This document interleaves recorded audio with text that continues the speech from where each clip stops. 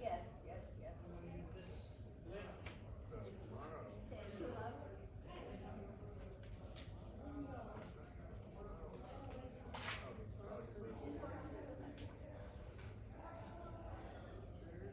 Let's choose the seat. There's quite few people here, so let's pick what we want. Can you see well? Does Antoinette need to leave?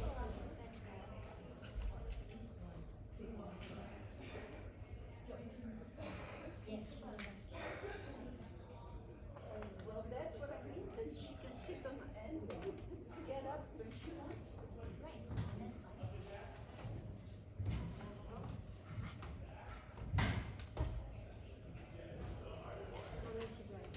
This is perfect. 2, 4.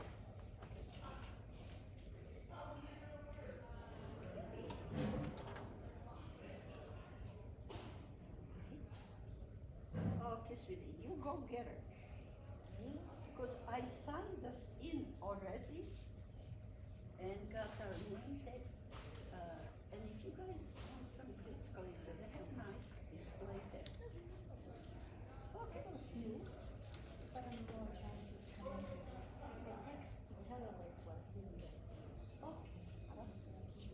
Keep looking for her.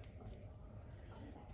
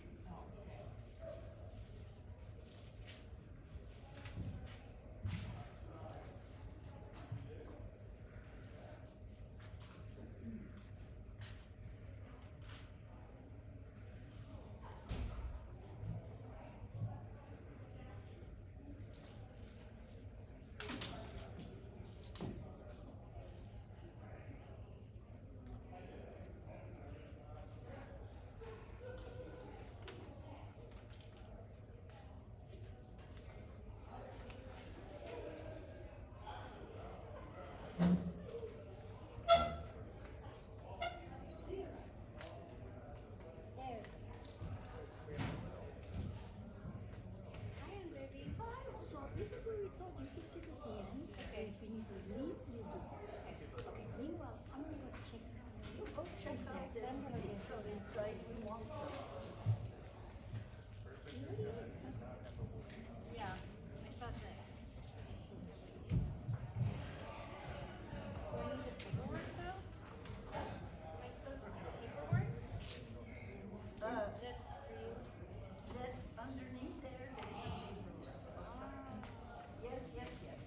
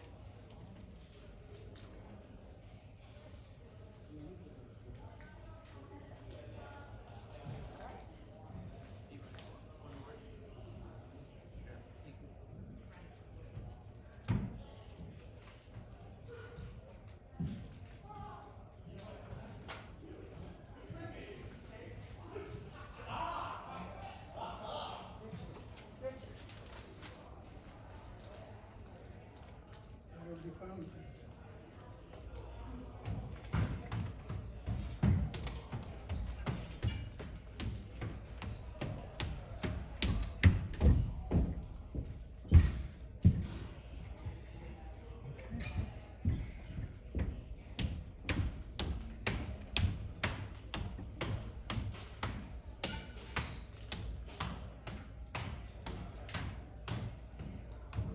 Looking for the right spot? You know, I've been told where it is. Oh.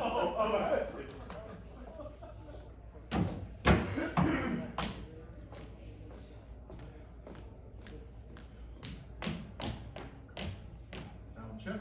Oh. Okay. Okay. You can hear me anyway, right?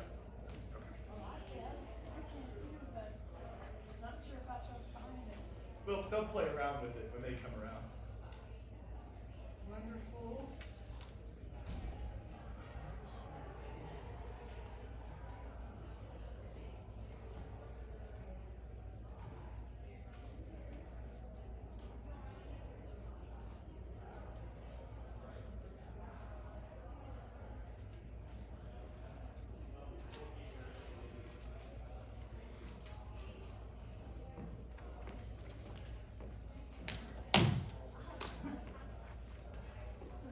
Oh. Who's been to one of these before? Raise your hand if you want to. Thank you for coming back. Thank you for coming back. If this is your first time, it's pretty casual.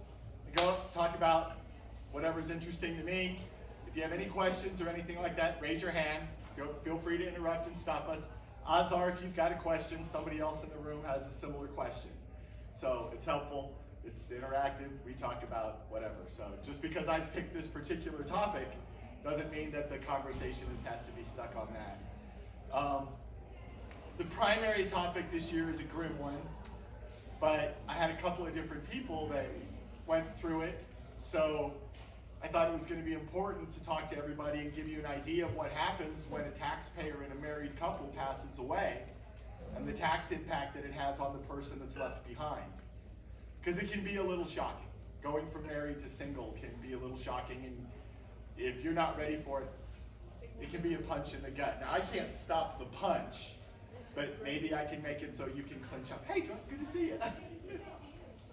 She got those Biscoff cookies. If you guys, those Biscoff cookies, those things are delicious.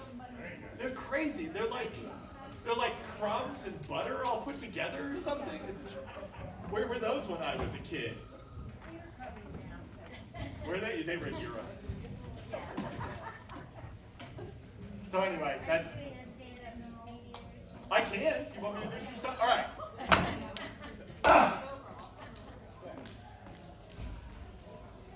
Let's see if this thing kind of works. Does that work? It says it's on, but it's not that loud. Anyway, I'm not going to worry about this. Okay. So this is there's some people in this room that have known me since high school. Somebody in this room knows me since high school. This is the closest I've ever come to a stand-up comedy routine. Okay, here we go. All right, so here's what you got to do. Here's what you guys don't understand. That everything that you do is in comparison to some other guy. So what you want to be is you want to be the guy that when your wife talks about it, she goes, not my husband. So I'm giving you this advice telling you there are 3 things every guy should do around the house. 3 things every guy should do around the house. Every guy should vacuum. Every guy should vacuum. Every guy should do the dishes.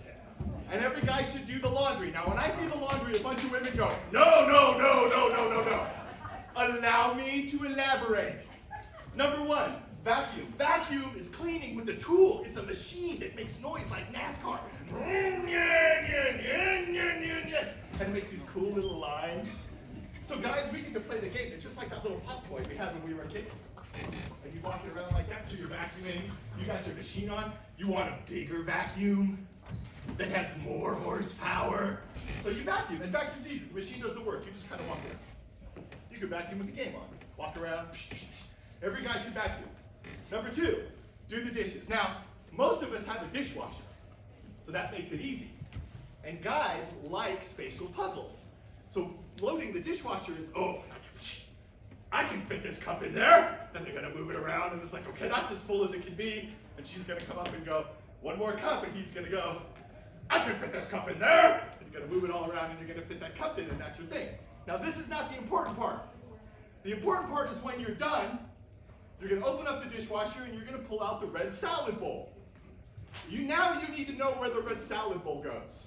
Because you've unloaded the red salad bowl. Where does the red salad bowl go? It goes up there. You're gonna put it away. This is what's most important. Some point in the future, when she's busy as heck and doing her thing, she's gonna go, hand me the red salad bowl. And you're the husband that goes, oh yeah, that's right here. And all the other husbands go, there's a red salad bowl? Where do we keep it? We keep it in the same place. We've kept it in this house for 25 years. But you know where this red salad bowl goes. So you vacuum and you do the dishes. Okay, the laundry. There's a segregation. There's a component of the laundry you're not going to do. She's going to have a pile over there. You're not allowed to touch that. It's got mystical instructions that you have to hand wash and lay flat to dry. We don't do hand wash. There's no tool involved in that, so we don't do it. But every guy I know can wash the sheets. Every guy I know can wash the towels. Every guy I know can wash his own socks and underwear. Because what is it? There's a thing of cold or whites. It says whites. Whites. Put in some odd 3. I don't know. I've only got 8 things in there. I'm going to fill this little cup. So the little 3 line. Put that in there. Touch it. Watch the game. What did you do all day? The laundry. Right? You did that. You walked away for, what's a load? 45 minutes? Watch a game. Ding! Go in there. Take that one. Throw it in the dryer. Hit a button. Take the next stuff. Throw it in. Hit a thing. Watch the game. Have you been sitting on that couch all day? No. I've been doing the laundry. And it seems real tiny. It seems real, real tiny. But what we talk about is the separation, because when she's sitting with her friends, and her friends are going, he doesn't do anything around the house. He doesn't know where the salad bowl goes, and he never does anything, and she's just sitting over there smiling. You know, Sabrina, what are you smiling about? And she goes, my husband does stuff around the house. That's my Very good. I don't do the laundry. I'm not allowed. Well, you're good at stand-up comedy. Thank you. I try, actually. I'm better at taxes. This is the percentage of distribution of household income in the United States in 2022 based on census and tax return data. The highest part starts at $200,000 and over. There's a question people will ask that it's hard to answer. What is rich? Has anybody in here learned my definition of what is rich? Rich? Okay. Rich is hard. They recently did this great survey. Bunch of different people, bunch of different income tax brackets. The average retired individual that has a net worth between $3 and $5 million, when asked how they're doing, they say, I'm doing okay. I'm doing okay. And that's with a net worth of between $3 and $5 million. And I want to know when they're going to get to pretty good. Pretty good, because if 3 to 5 million is okay, most of us are not okay. Most of us are not okay at all. Rich is an odd thing. So when you think about rich, the way that I've been able to see it, there's a couple of little things that have let me see it. How many years would it take your annual income to buy a home in your neighborhood? So let's just pretend you got a married couple here in Arizona. He works, a person who works a full-time job works 2,000 hours in a year. Did you know that? 2,000 hours in a year. So if a person works 2,000 hours in a year, they make $20 an hour, they make $40,000 in a year. If you make $40,000 in a year in the city of Tucson, how many years does it take you to buy the average house? 11. Roughly, 450,000. So if you made $40,000 a year to buy the average house, that would take you 11 years. If you made $100,000 a year to buy the average house, it would take you 4 years. If you made $200,000 a year and over, to buy the standard house in Tucson, it would take you 2 years. Which of those is rich? If you can make enough money to buy the average house in your neighborhood in 3 years or less, you are probably functionally rich. It may not feel like it, because when asked in surveys, you guys say, doing okay. But truthfully, that's kind of because it's very geographic, right? Like rich in Tucson is very different from rich in New York City. So there's a little bit of an aspect that's geographic, but one way to look at it is like to compare it, say, if I had to turn around and buy a house right now and I could take all the money that I had sitting that I get for income and buy a house, how long would it take me to pay it off? Do you have enough money to buy the average house in your neighborhood, and how many times of that do you have? A person who does not have enough wealth to buy the average house in their neighborhood, like $450,000, is probably not, by any of our definitions, rich. A person who has enough wealth to buy 5 houses in their neighborhood at average price, I'm gonna say you're doing better than okay. But there's a couple of things to judge, very geographic. But the point that I'd like to come to from all of this is that I don't like when you guys make decisions out of fear. And there's this compelling driving wolf that is outside your doorstep all the time, and it's not supposed to be, because by most standards that we could use, most objective standards, y'all have done pretty darn well with the decisions that you made that got you to here, so that you can live the life that you're living at a level of comfort. And it's pretty good, and I get people that come in, and they'll say to me, I'll go, you're doing fine. I've taken a look at everything, and I think you're really doing fine. If you wanted to spend a little extra money, take a cruise on the Rhine, something, buy a piece of art, whatever, I think you can do it. And they go, you know, that's what my 2 brokers and all 3 of my kids have been saying. Okay, your 2 brokers and me, we don't gain anything out of it. Your kids, they're basically telling you to spend their inheritance. Who's left to listen to? And so I think like part of what we're going to cover today is a little bit about where income goes and where you're at in that, where your family might be at in that, and how we're going to be affected as things go forward. Because there's some crazy stuff that's coming up. 15,000, 8.3% reported an income of 15,000 or lower. These 3 right here, that's 25% of the populace. 25% of the populace lives on an income of $35,000 a year or lower. The next 25% goes from 35 to 75,000. That first bracket, that's 35,000. This next bracket, that's 40,000. This next bracket goes from 75 to 150. There's a 35 bracket, there's a 40 bracket, that's another 75, and the next 25 is everything over 150. If you make more than $150,000 a year, you're in the top 25% of earners in America.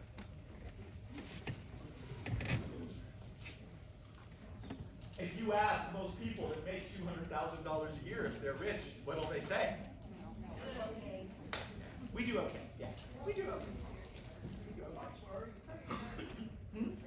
No, this is the bullshit part. This is just, you guys still got a bunch of people out? They're coming in? You want to bring the staff? Okay. You might start early. Did you get snacks? Did you get snacks?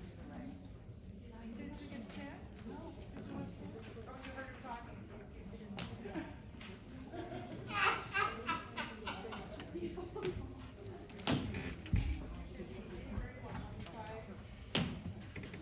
What time are you supposed to take your elephant to the dentist? 2:30. 2:30? Yeah.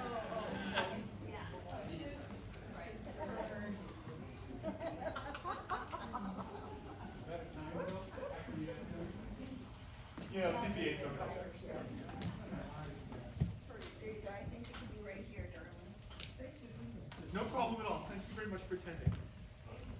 General announcement. Desert Hills Lutheran Church and Fellowship Committee has partnered with the Desert Sky Theater Classic Movie Mondays. Classic movies on the first and third Monday of each month at 1 p.m. Open to the public. $5 for a ticket. $11 gets you a ticket, a small beverage, popcorn, and candy. Monday, June 17th, we will be showing Rio Bravo. And we'll have Mr. Scott Dyke on hand prior to the movie to talk about some of the behind-the-scenes things. Other movies that are coming up: South Pacific, My Big Fat Greek Wedding, Music Man, and Tombstone. Again, open to the public. Let them know that you're here to see the classic movie. Great way to beat the heat, enjoy some old movies, and help support the theater. I want to mention that. Other things I want to mention. I'm sorry, you guys are all in the room, so I have you as a captive audience. There's this guy I listen to on the radio, and he does this thing. It's called the Mingle Project.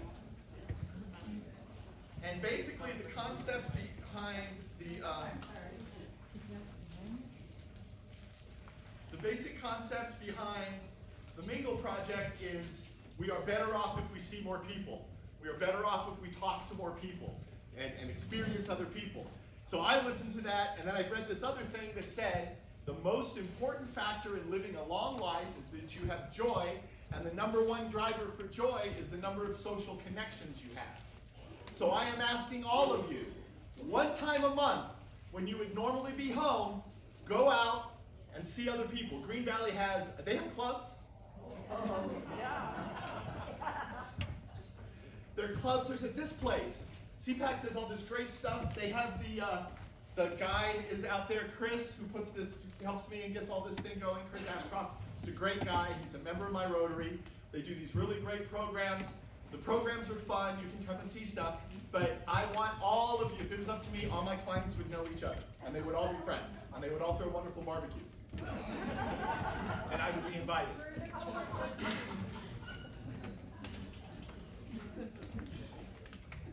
Harvard study, almost 80-year-old, has proved that embracing community helps us live longer and be happier. It's part of why I'm in Rotary. It's just people, they're great people. You guys want to think about it. If any of you guys, Rotary is guest only, by invitation only. If any of you are interested in attending our Rotary, let me know. I'd be happy to get you in. I'll buy you lunch one time. People come out as speakers, they're really good speakers.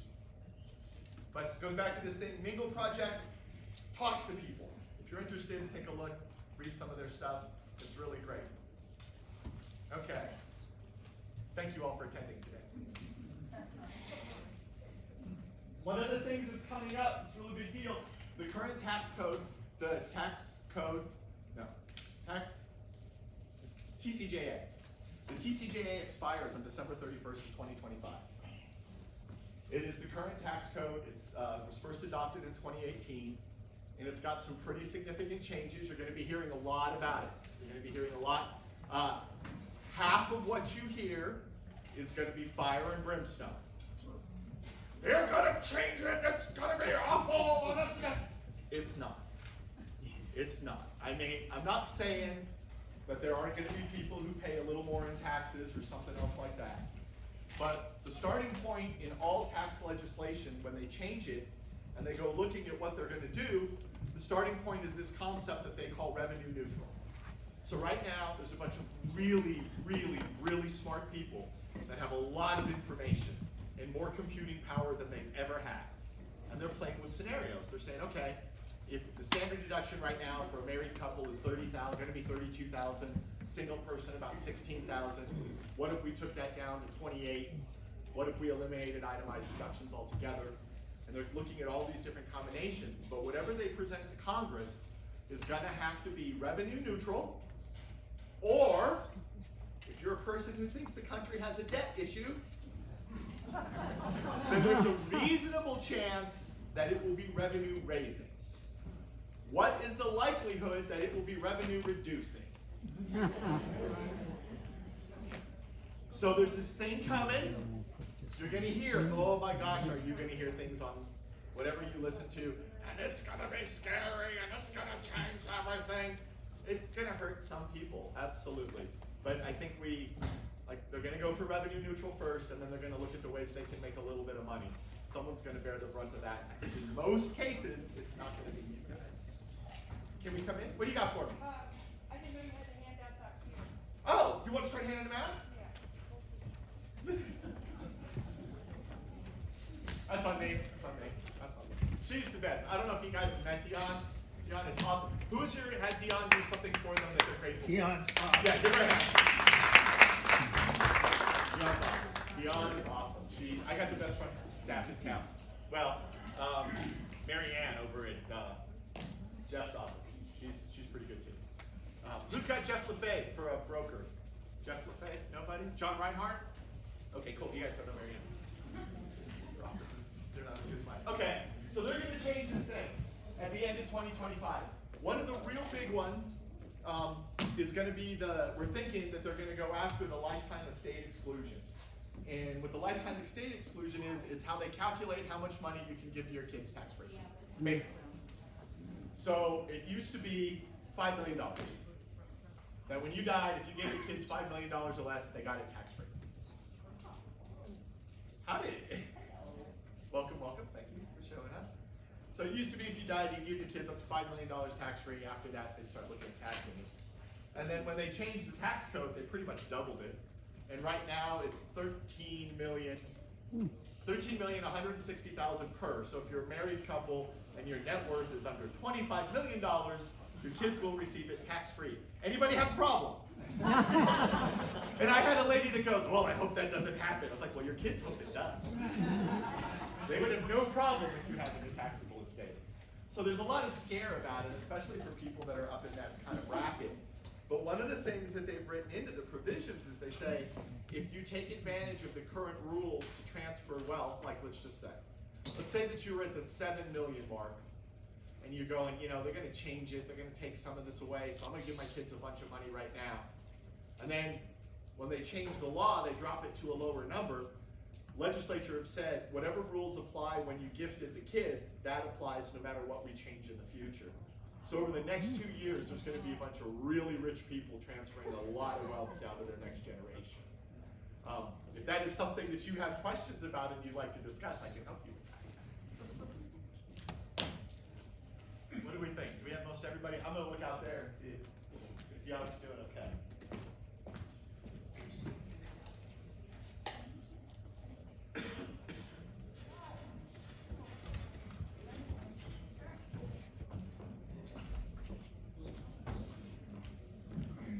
Just getting it together to bring those in.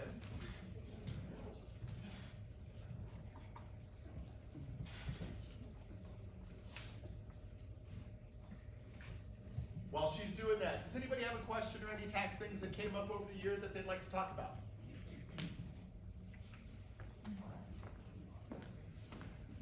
Okay, I'm going to start with the easiest part here. Some people have it. She's going to bring out the rest. This is the packet that we're working with. It's the small estate affidavit.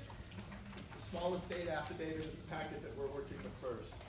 Small estate affidavit is a product of Arizona legislature, and it says when you pass away, if the total value of the assets that are being distributed according to the will is $75,000 or less, and then there's a couple other conditions, but that's the primary one. Thank you. You walk around and that if you pass away with $75,000 or less, you get to do this Arizona small estate affidavit. You turn a couple of pages, I think the fourth page in here, you're going to actually see the affidavit for the collection of all personal property. That's the form. That's the actual form that you can get from the Arizona website. And it basically asks you some pretty straightforward information. It says who passed away, at 30 days passed, what's your relationship, and what do they have. So in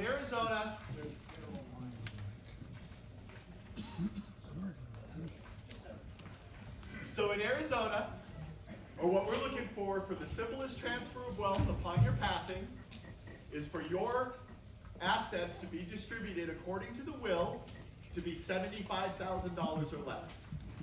How do you do it? Do you already own an asset that's worth $75,000, like your home, right? Okay. Way back when I was a young person and you all were younger people, there were not a lot of tools that were out there that helped the standard citizen or taxpayer with this. But because of changes in legislation and some of the processes with some of the big companies, there's a lot of things out there to make this go. Who right now has an IRA that has designated beneficiaries? Raise them up. Raise them up. Okay. Who right now has an IRA and you don't know if you have designated beneficiaries? Okay. Designated beneficiaries are our tool. Designated beneficiaries are our tool.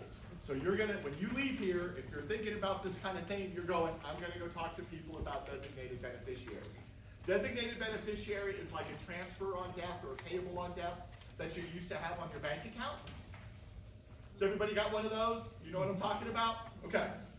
So here's the way it works in the state of Arizona. Bob passes away. He's the last surviving. His kids are going to get the stuff. Bob has already gone to every bank, brokerage, and transferable retirement, IRA, annuity, anything that's going to be able to go to a kid. Has gone to all of them and said, when I die, my stuff goes to this kid, those kids, this institution, these 9 kids, whatever combination is what you're going for. But you go to those organizations and you tell them, this is what I want you to do. The only one that isn't an organization is your house. So if you're still living in your home, and you intend to live in your home until your last day, you probably want to do a transfer, what's it called? It's the 2 pages back. Transfer of property, where's the thing? Hang on. It is the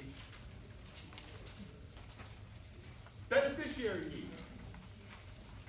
Beneficiary deed. It should be like the second to the last page in that same package. Looks like a legal document, beneficiary deed. You see that? It's pretty straightforward. This is real boilerplate. I got this off of Rocket Legal. You could probably print one out from the library or something. And what you're doing here, this basically, so here's my person. A person who's giving stuff, like who starts a trust or anything, that's a grantor. They're granting, right? So our grantors, typically, I'm speaking to you folks are probably going to be grantors. Okay? So who's our grantor? In this case, it's Richard Doe. He's a single person, he is the grantor. He does hereby convey to his child Helen, effective upon his death, the following described property. And then they have to describe it in the legal way. We sent in one of these and we were like, 3290 South Camino del Sol. And they're like, this doesn't work. You have to put in Canoa Land Grant Continental SEC SWLY PTN Lake Camino del Sol at 1 Canoa Estates and blah, blah, blah, blah. A piece of property located 4 degrees south and 24 degrees west. Like that long thing. That's what you put for the description. And then after that, who gets it? The heirs. That could be multiple people. And it would say the percentages. And then we notarize. 50 bucks, Pima County, send it in. Pima County has it on file. Okay. So then Richard passes away. Helen gets the death certificate. Helen goes to Richard's bank. Here's, my father passed away. Bank goes, do we have a TOD? We do. This is Helen's account now. Helen goes to his IRA. Passed away. Cool. Do we have a beneficiary? We do. This is Helen's account now. Goes to Charles Schwab, Merrill Lynch, whatever, Edward Jones. He passed away. Do we have a designated beneficiary? We do. This is her account now. Goes to all those. Okay. I got rid of the brokerage, the bank, the retirement, the house. What's left? Car. Is what's left worth more than $75,000? Not likely, right? I mean, you estate sale that house, you're telling me that you're gonna get $75,000 for all that stuff? Now, I do this, and I say that every time, and I say it with confidence, and of course, because the Lord had a way of slapping me in the face, I do this, and the lady goes, oh, I definitely more than $75,000. And I was like, oh, okay, what do you have that says? I have the butt painting. I said, what is the butt painting? And she's got this piece of art that's like really great. It's valued at $100,000 or something like that. But everybody in the family refers to it as the butt painting. And she goes, what am I going to do about that? So I'm asking you, what should she do about the butt painting? Sell it now. Okay, if it's in her will, then her estate's more than $75,000, and she can't do the simple, because that would be in her will. Who said sell it now? Best idea. Family wants it. Great, that's your idea is the best, and sell the damn butt painting. She goes, no, no, one of the kids wants it. So what should she do? Give it to the kid. Give it to the kid. Easy as that. As you're coming to the end, and you're looking at it, you go, bank, brokerage, home, everything that's got big value is gone. The only thing I have left of my possessions is this piece of art. a gun collection, whatever that happens to be, you would hope that there would be somebody in the family tree that would want that. Give it to them before you're cold. And if there isn't anybody, sell it and get the cruise. Right? But if you can do all of that, and then what you've got left is the $75,000 in our case. So Helen spent one day. She went to 4 organizations. She got all that taken care of. Everything got transferred into her name. In about a week, week and a half, she's going to get a new deed from Pima County. And she's going to wait 30 days, and then she's going to submit that form, that 3-page form, notarized, done. If you can find an easier way, please let me know. Good luck. So, oh yeah, go ahead. Got a question. Yeah. Where do you find the legal description of your house? Whenever you guys come to me and talk about the legal description of a house or anything, when I started doing this kind of stuff in 1996, this website existed, and it was great because you could just look up the information. And then I had a client that was in San Diego, and they said, I don't know what my property taxes are. I said, I'll just look it up. And San Diego County, Imperial County, did not have it. You could not go into Imperial County and go, here's a property here, what was the taxes? Tucson, Pima, so I'm going Pima County Assessor.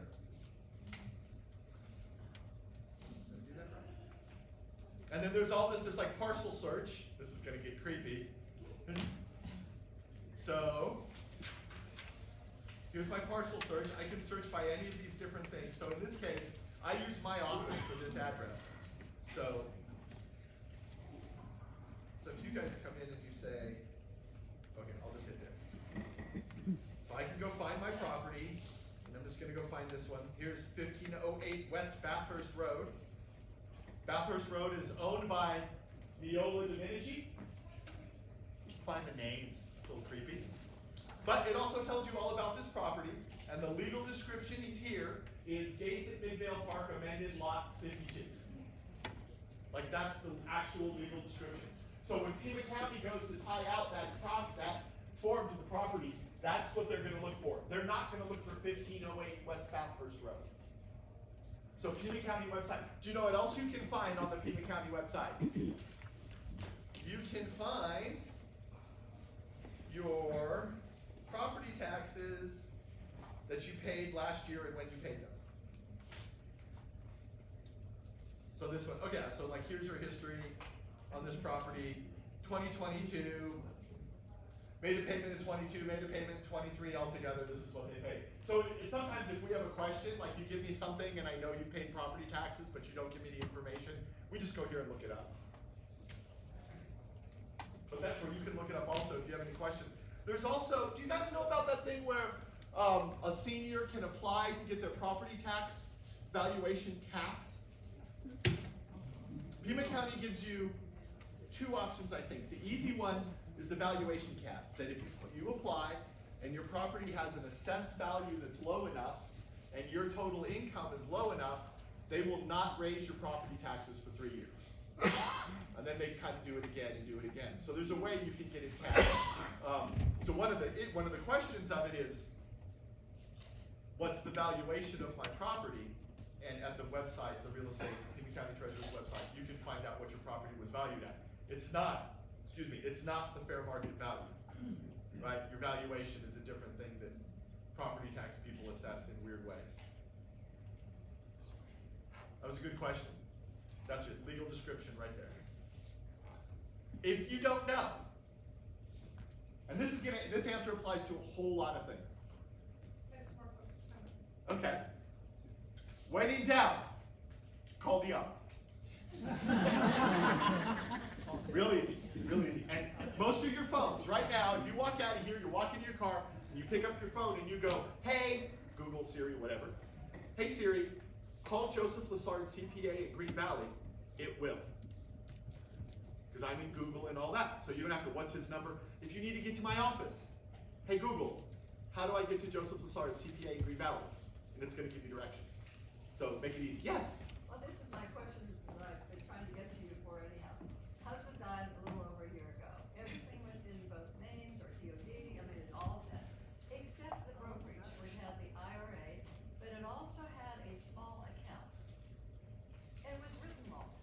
Sure. It was joint tenants in common Sure. because years ago, it was for Right. tax purposes. Right, totally. Nobody changed it. Right. It needs to be rights of survivorship. Sure. I had to go to probate Uh-huh. on just that dumb little thing. That's, Yes. right, yes.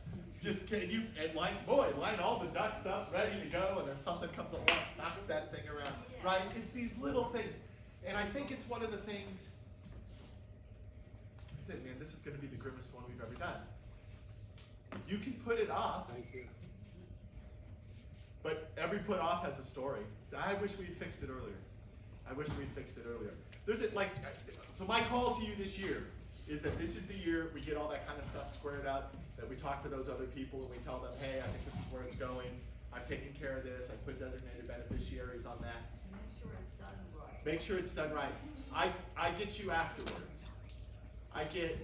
She comes in, she's never handled it, she doesn't even know who to talk to. And it's just this whole mess, and it's not at a time when you're in a real good headspace, right? Like, it's not what you're thinking of. And you can be totally on focus. You're like, I'm gonna do this task, I'm totally on focus, my head is clear, and it's fine, and then some stupid commercial comes on and everything cracks apart, you were halfway through it, you couldn't even do it anymore, and blah, blah. So whatever we can do to make it easy now, let's do it now. And if you need any help, please, please, please, call us, just call us, just call us. Because, that's all, it's sitting, waiting. Sure. And, then next year for the paralegal, you have to have the same off everything. And I even took it off the car. Right. Which was a bore. So I'm now at this point, but then she says something about, ask Joe about a judiciary letter or something, you might have to do this, and my Okay. sample says like over 600, and it's like 200,000. Do Right. I have to have a judiciary? Okay, so this goes to the thing. You guys use that word. Do I have to? I need to do this. I don't do have to and need. I do, is it gonna help me? So if you were looking at me, the IRS comes to me and they say, I want a copy of the tax return for 3 years ago.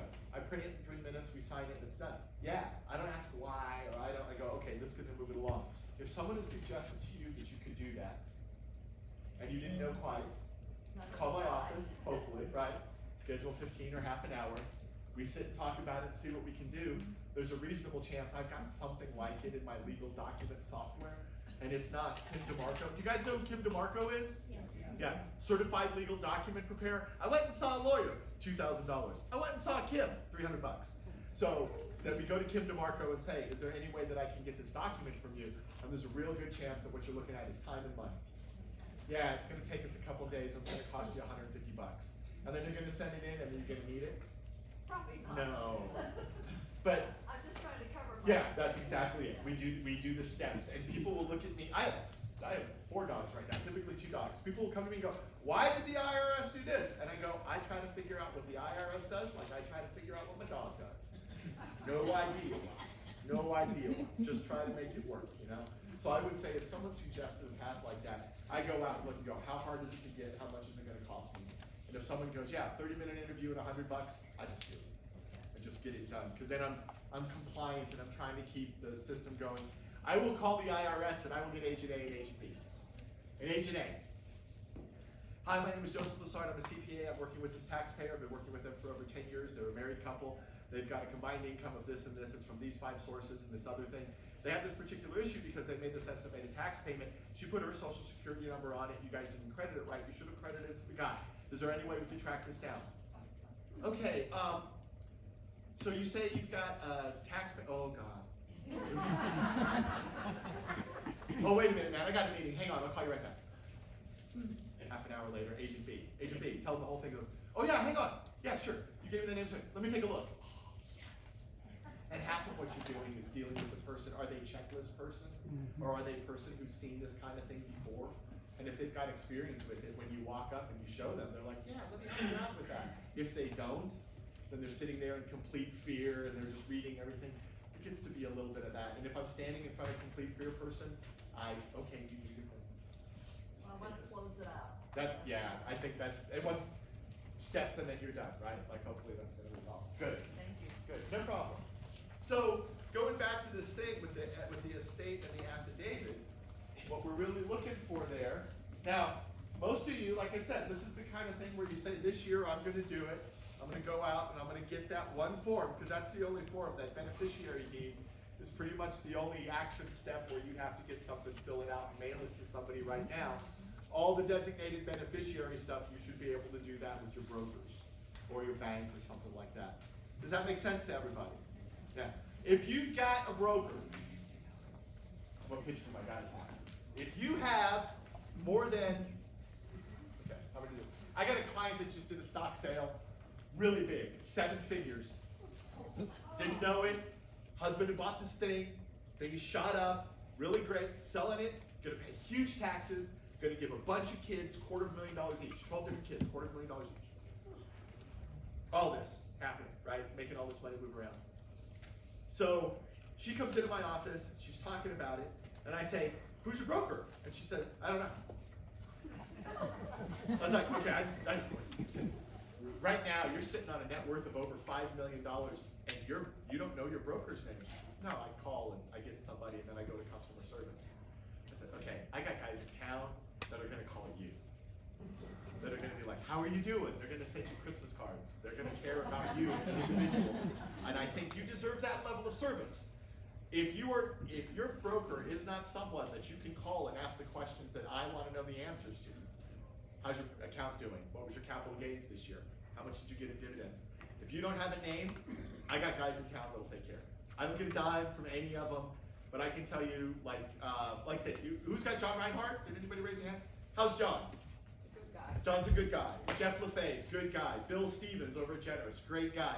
Sarah at Anchor, there's just really good people in town.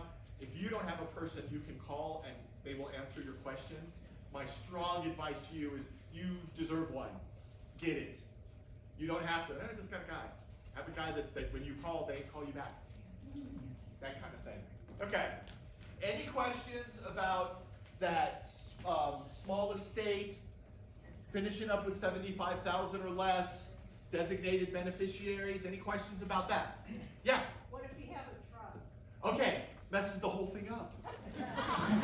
It does. It jacks the whole thing up. Because what then says, like in a situation without a trust, by legal definition, you pass, a process takes place, and then your heirs get the assets. Okay. When you bring a trust in, you go, when I pass, a trust gets it.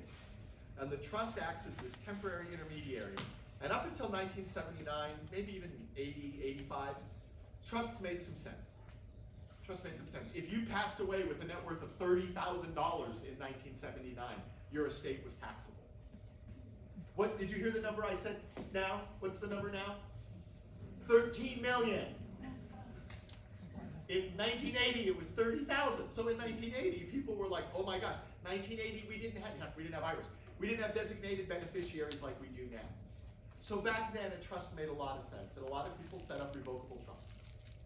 If you have a revocable trust, I want you to consider calling us, spending 30 minutes with me, and it's quite likely when you're done, you're going to revoke the trust.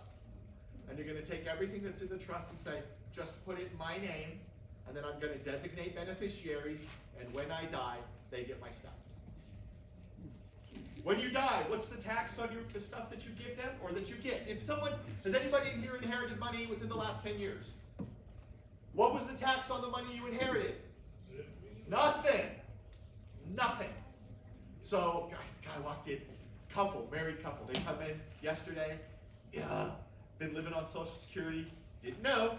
Dad comes along, passes away, $1 million. Cash, stocks, couple of bonds, pretty much that. What am I gonna do? And what's the problem? I'm getting $5,000 a month in dividends now. Okay. So what am I gonna do? Take a vacation. But they're taxes. I said, okay, here's what you can do.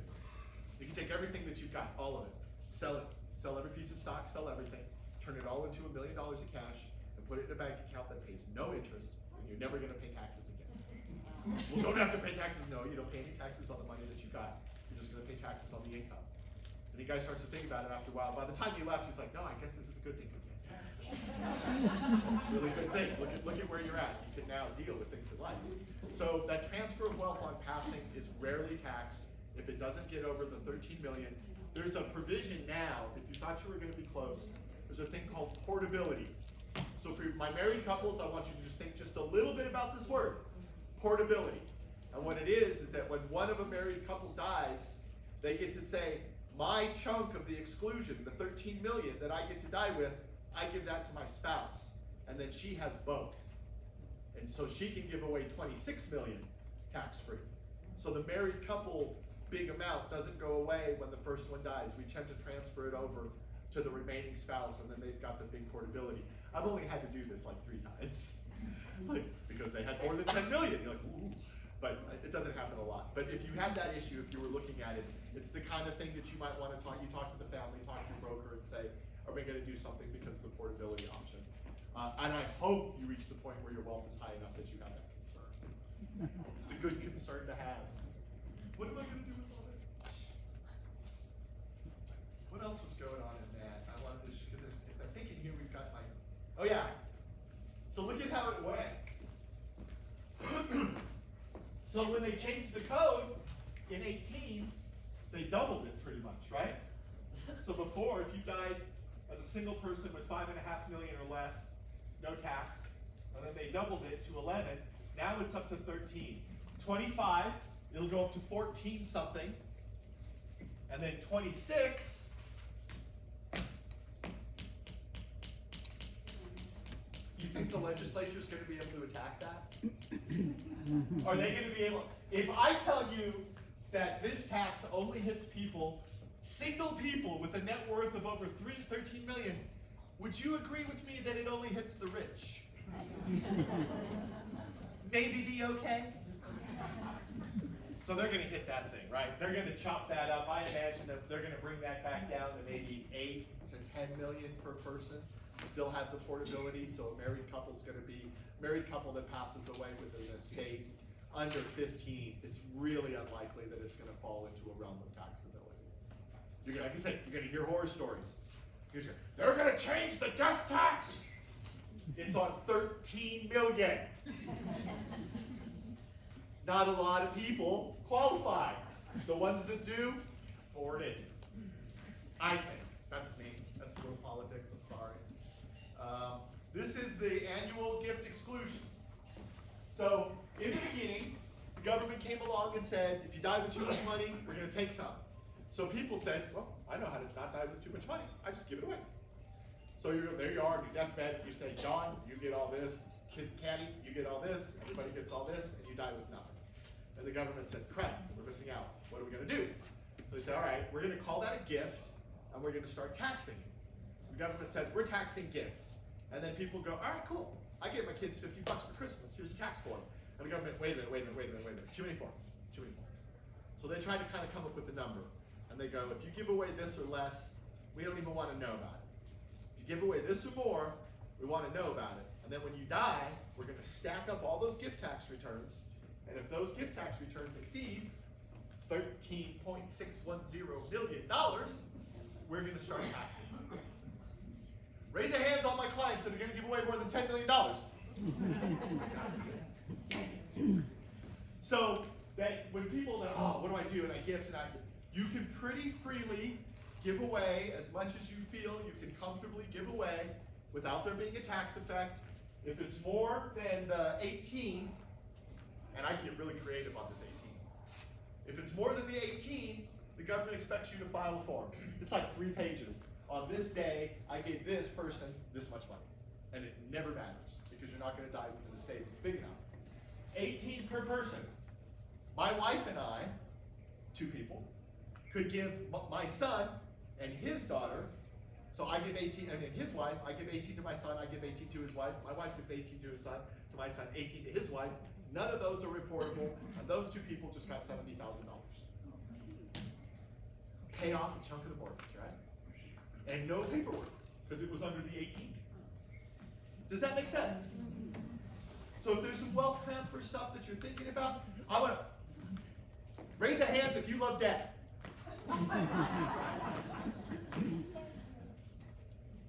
Right now, the push is to get all you guys to transfer the money so kids can pay off the mortgage. How does the IRS know whether what your gift would have been or was? So give me an example like what you would do. Like kind of talk about it. No, I don't have any kids. No, but no, let's pretend it's to me. Which I would. So just hit me with an amount of money and I'll tell you how it would work. So you give me how much? $17,999 is under the annual exclusion per donee. You would not report anything to anybody. But who's gonna know that? How is anybody gonna know? Oh.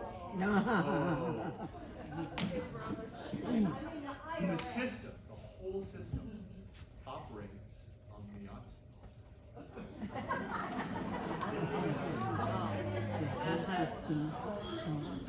Well, they send you those little documents that the IRS gets a copy of so that they know, because there's not a lot of that in this world. Why do you think they picked 18,000? Because at 18,000, most people that are gonna go like, okay, I can't give you that much, and it acts as sort of a, you could, what's the speed limit on 19? What's the speed limit on 19? 65.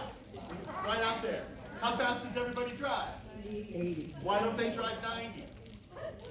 Because there's an amount you can kind of get away, so they put the 65, and you think when they put 65, they didn't know you were going to do 75. They knew you were going to do 70.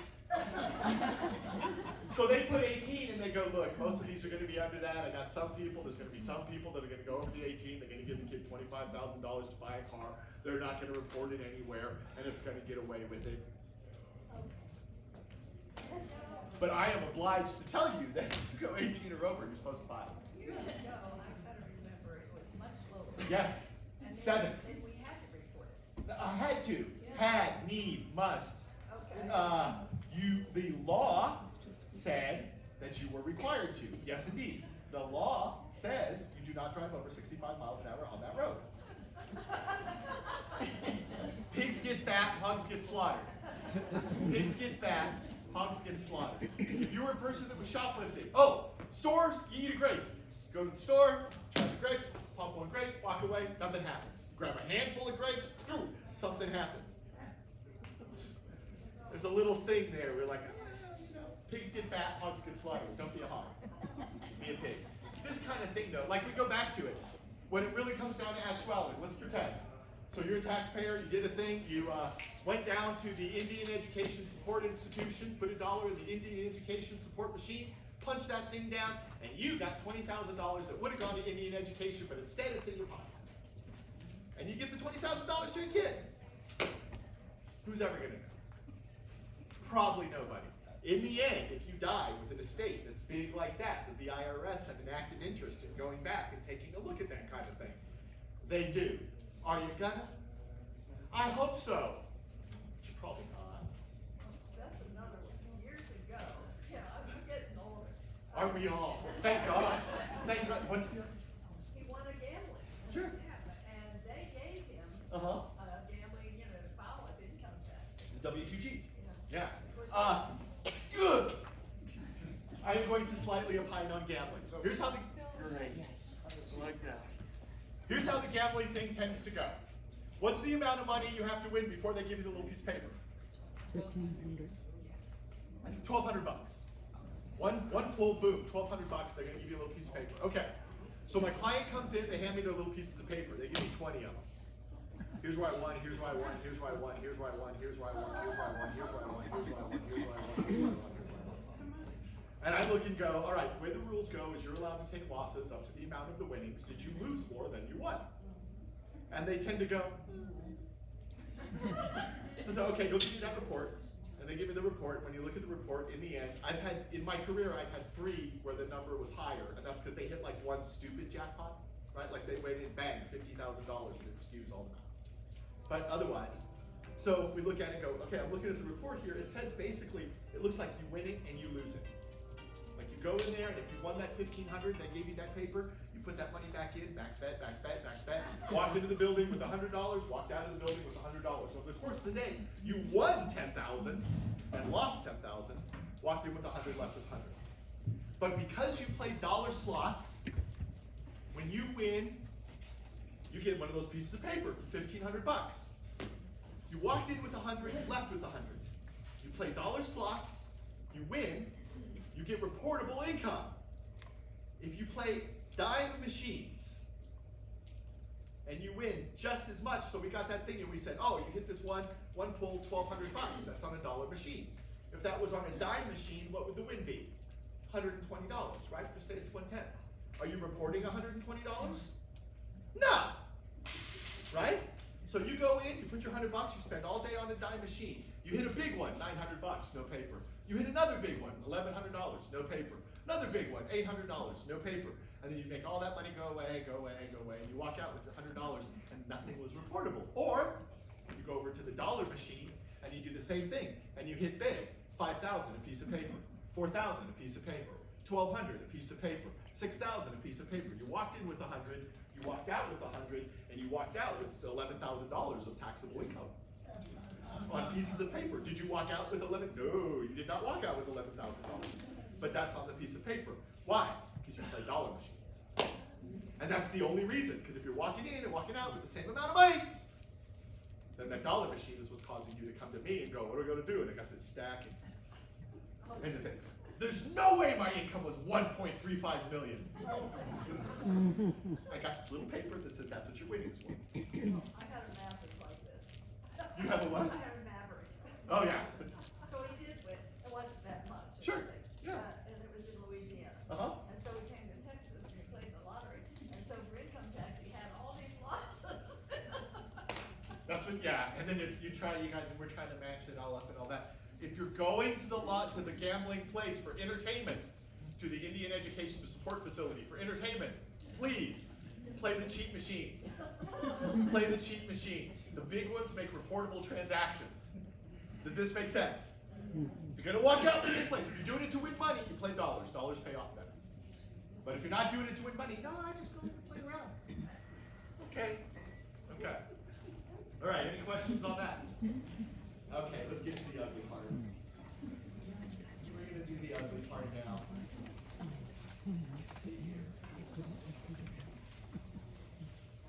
We're looking at federal income tax summary. This is document A.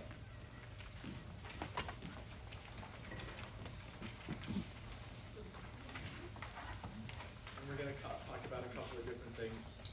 So what I've got here in this income tax summary document A, this is 2017 because that was the last year of the tax code that we're going back to starting January 1st, 2026. The current tax code expires 12/31/25. Like I said, if you follow a little bit of media and stuff, as we get closer and closer to that, you guys are going to hear all these horror stories, all this terrible stuff about what's going on. Don't worry about it. It's not that big of a deal. So I'm looking at this married couple in 2017. What you've got, I've got a taxable income, or a total income right around $107,000. I'm looking at the elements of this income as a preparer. I'm taking a look. I go interest, dividend income. That's joint stuff usually. That's a married couple. If a married couple has interest or dividend, especially if you're in Arizona, which is a community property state, that's something that's going to be around until the last person passes. Capital gain or loss, in this case, it's a result of their brokerage. So that's probably going to be around if someone passes away, they've got an IRA pension. Got a little rental sitting on the side and some Social Security. Altogether, income of $107,000. Income of $107,000. What bracket does that put them in?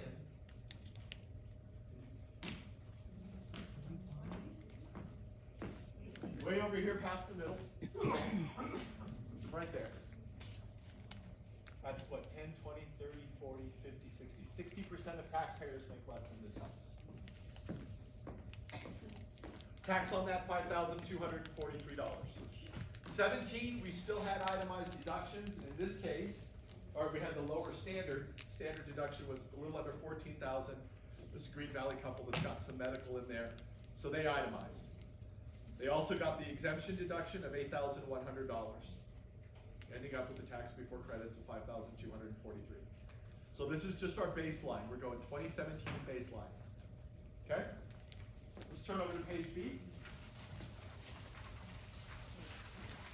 Next page. This is 2018. Income is substantially the same.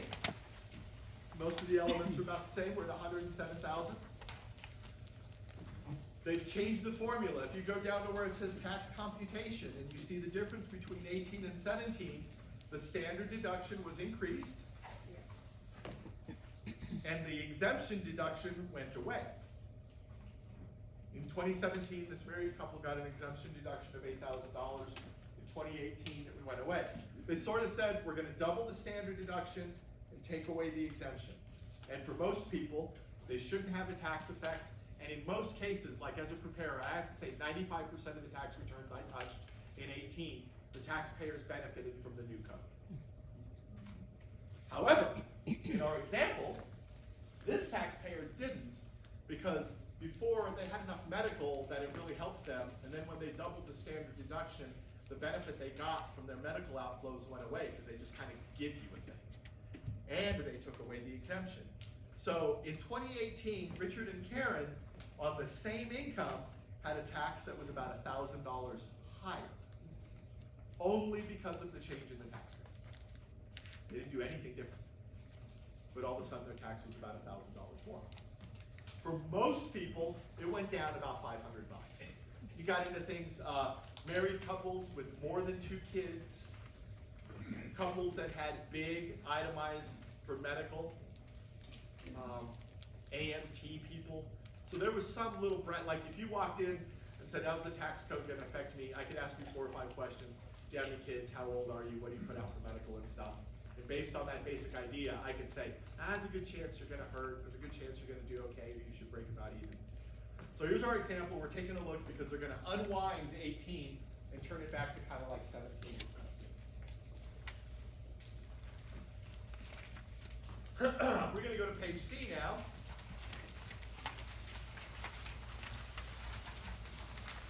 So this is a few years later. Richard and Karen made a little more money. Total income's $122,000. Just as an example, in this case, at this income level, they tax 85% of Social Security. So you're seeing a number on that line. It's the 5th line down. It says taxable Social Security benefits, and you're seeing like $31,000. They probably received closer to $35,000 in actual, but the government never taxes the last 15% of Social Security you receive. They're trying to be nice to voters that vote. I don't know if you guys know it, but you're a real important voting demographic. Yeah. So when they say, what did they do 2 years ago? Arizona made all military retirement non-taxable. Social Security is already non-taxable in Arizona, and then they made military retirement non-taxable. Great place for military to retire to. Why'd they do it? Because they want you guys in the state, make more money. Pay property taxes and things like that. Okay, so now in 2022, they've got more income, big standard deduction of about $28,000, paying taxes of $8,000 bucks. $122,000 of income, paying taxes of $8,000 bucks. So we're gonna take a look at the income elements again. Interest, money in the bank. Dividend income, money in stocks. IRA distribution, somebody put some money away for retirement, they get that. Pension, somebody worked somewhere, they're getting paid for that. Social Security, that's because they worked before. Capital gains, we got some stocks and they're doing some stuff, and then we own a little rental. Income of $122,000. Richard dies in December of 2022. Richard dies in December of 2022. Since he died during that calendar year, she files as a married filing jointly for that calendar year. She does not lose the benefits of the married filing jointly because he passed away before December 31st. If he passes away in the calendar year, you get the benefit of a married filing jointly for that whole calendar year. Does that make sense? Okay. If you're the last one to pass away, your kid's gonna come to me and say, Mom passed away in January, can I file her tax return now? We cannot. I have to wait until the next year, until the forms come out and everything resolves and all that stuff gets done. It's just a normal filing. There's no special provisions just because a taxpayer passes away. It just works like a normal filing. Okay? So in this case, he passed away any portion of the year, then they still get to do a married filing jointly. And the tax for them was $8,000 on $122,000 of income. Now we're going to go to D.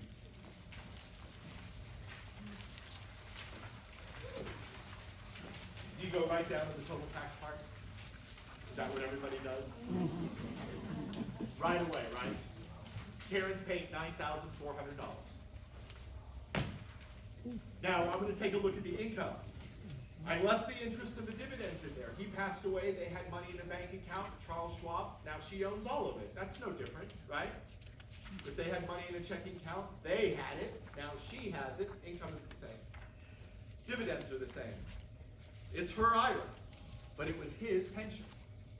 So I took the pension out. $13,560 of income, they didn't get. I gave her his Social Security, because his was higher, but she loses hers, right? So she gets more from Social Security as an individual, but the household gets less. So in the end, as a result of this, the household goes from an income of 122 to 95. Did her tax go up or go down? Up. Did her income go up or go down? This is not the way it's supposed to work. There's supposed to be a relationship between income and taxes, and when income goes up, I have a saying that I use very, very regularly to my clients. I say, with certain exceptions, the things that make your taxes go up, when they occur, give you joy. Every Christmas bonus you got made your taxes go up.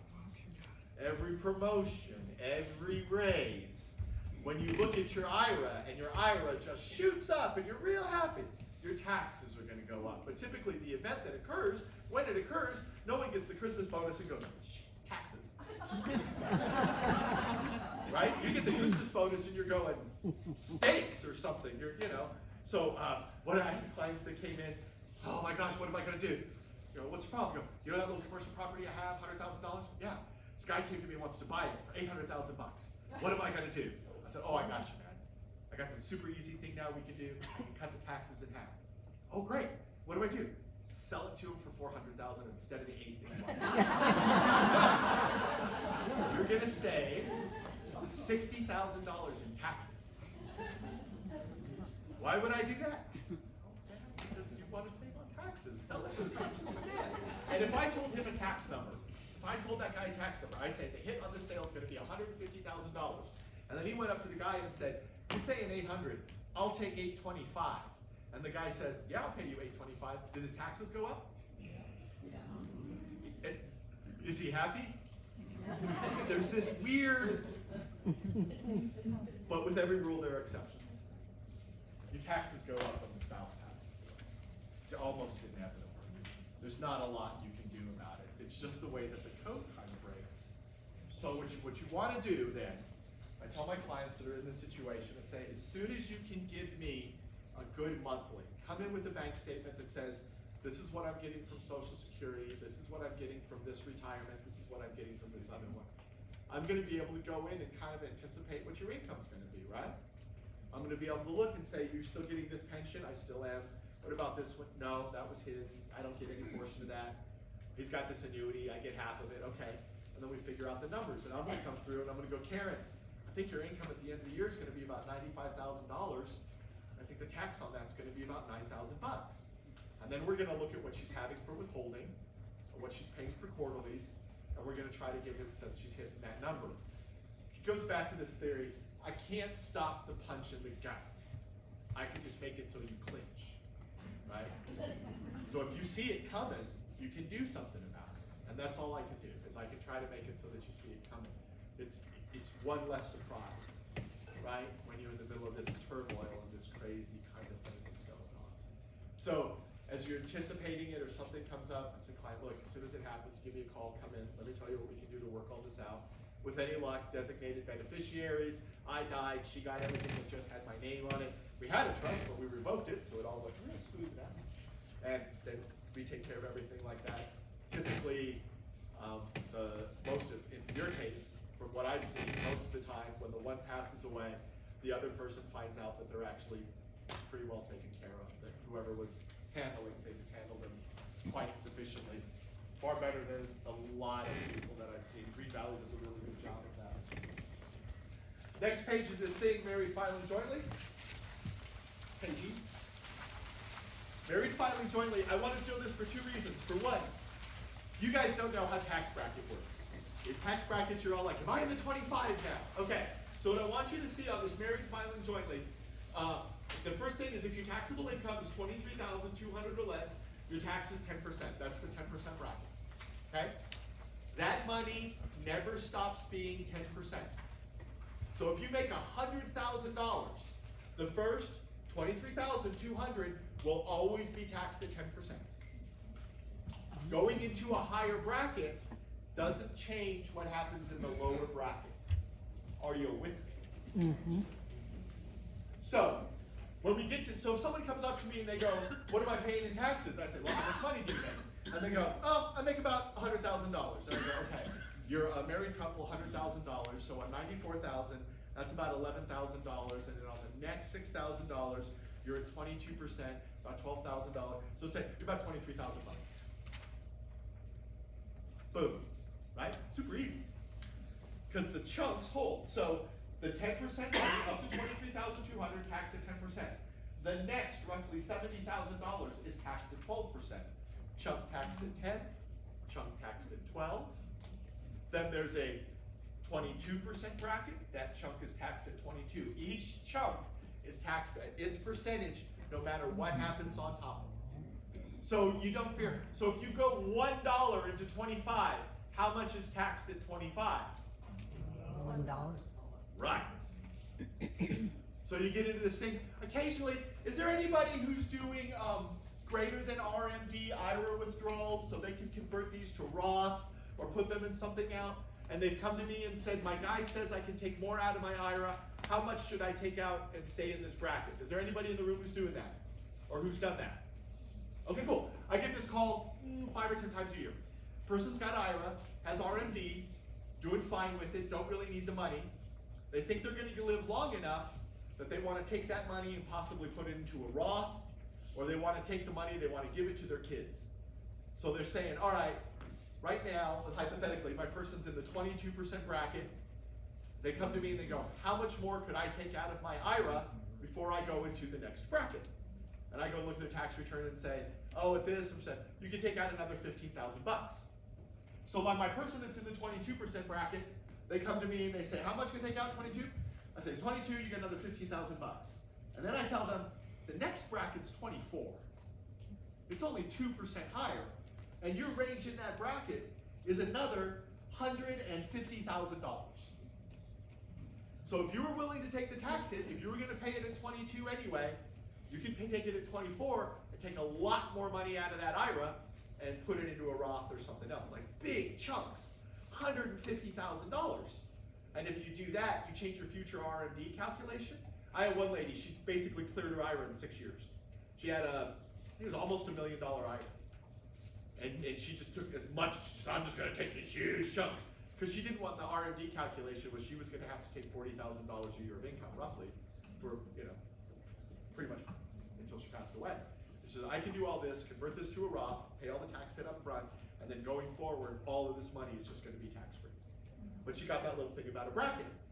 So when we looked at it, we said, okay, 22 to 24, that's not a hit. The bracket after 24 is 32, right? So that one, we're avoiding that. You kind of want to avoid that. But she knew, she says, okay, I'm gonna take this money, and it's gonna be taxed at 24 instead of 22. I'm basically paying a 2% penalty to do this now, and I think that based on growth and everything, that I'm gonna make more than enough money on that. And she wasn't, well, what if I go a couple dollars over? A couple dollars over, it's taxed at this higher bracket, but it's only this little chunk, right? So it took the fear out, she was a lot more able to do what she wanted to do. In the perfect world, you guys, no, different. The Accounting 101 is a book about this thing that I did, Kizo and Wygant. And in the first part, the first like preface part, it said the function of the account is to provide accurate, relevant information so that people can make the best possible decisions. If you don't call, so I want you to be in the place where as you're making these decisions that you really know, like not knowing what the gift thing is, right? If I give somebody more than $18,000, the government's going to tax it, and I got to. No, that's not what it is. That there's all these things. So if you're thinking about any of this kind of stuff and you're in some place of misinformation or you're not sure, give us a call. You know, here, go to this website. I can help you and get you in the direction. I just want you guys to be as informed as you can possibly be. I got little rules. No one that sits on that side of the table that has a net worth of $3 million consistently makes bad decisions. Does that sound fair?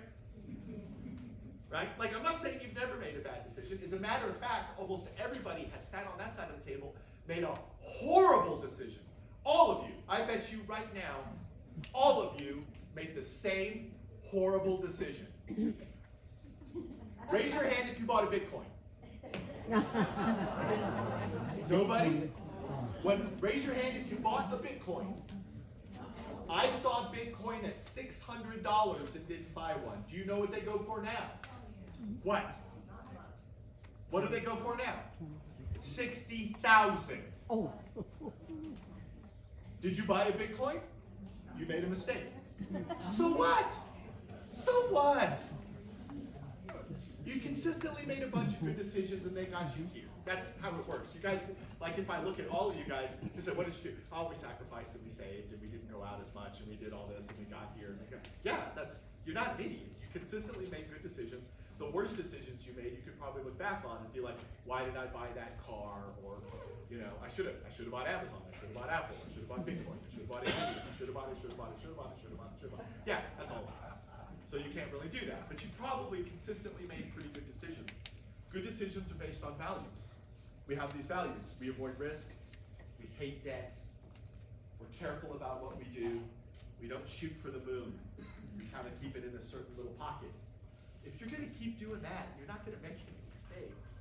At worst, this theory is when whatever you're thinking of, is there an iceberg? Are you going to do something and it's going to be really terrible? And typically you guys don't, right? You don't play around in that field. You're not going to go play that game.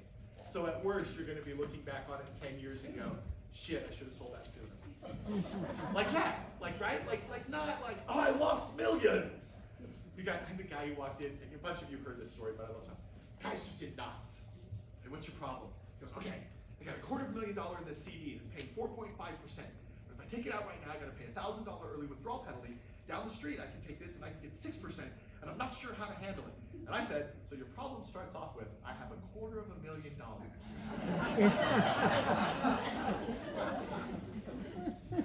What's the mistake? I just don't want to do anything wrong.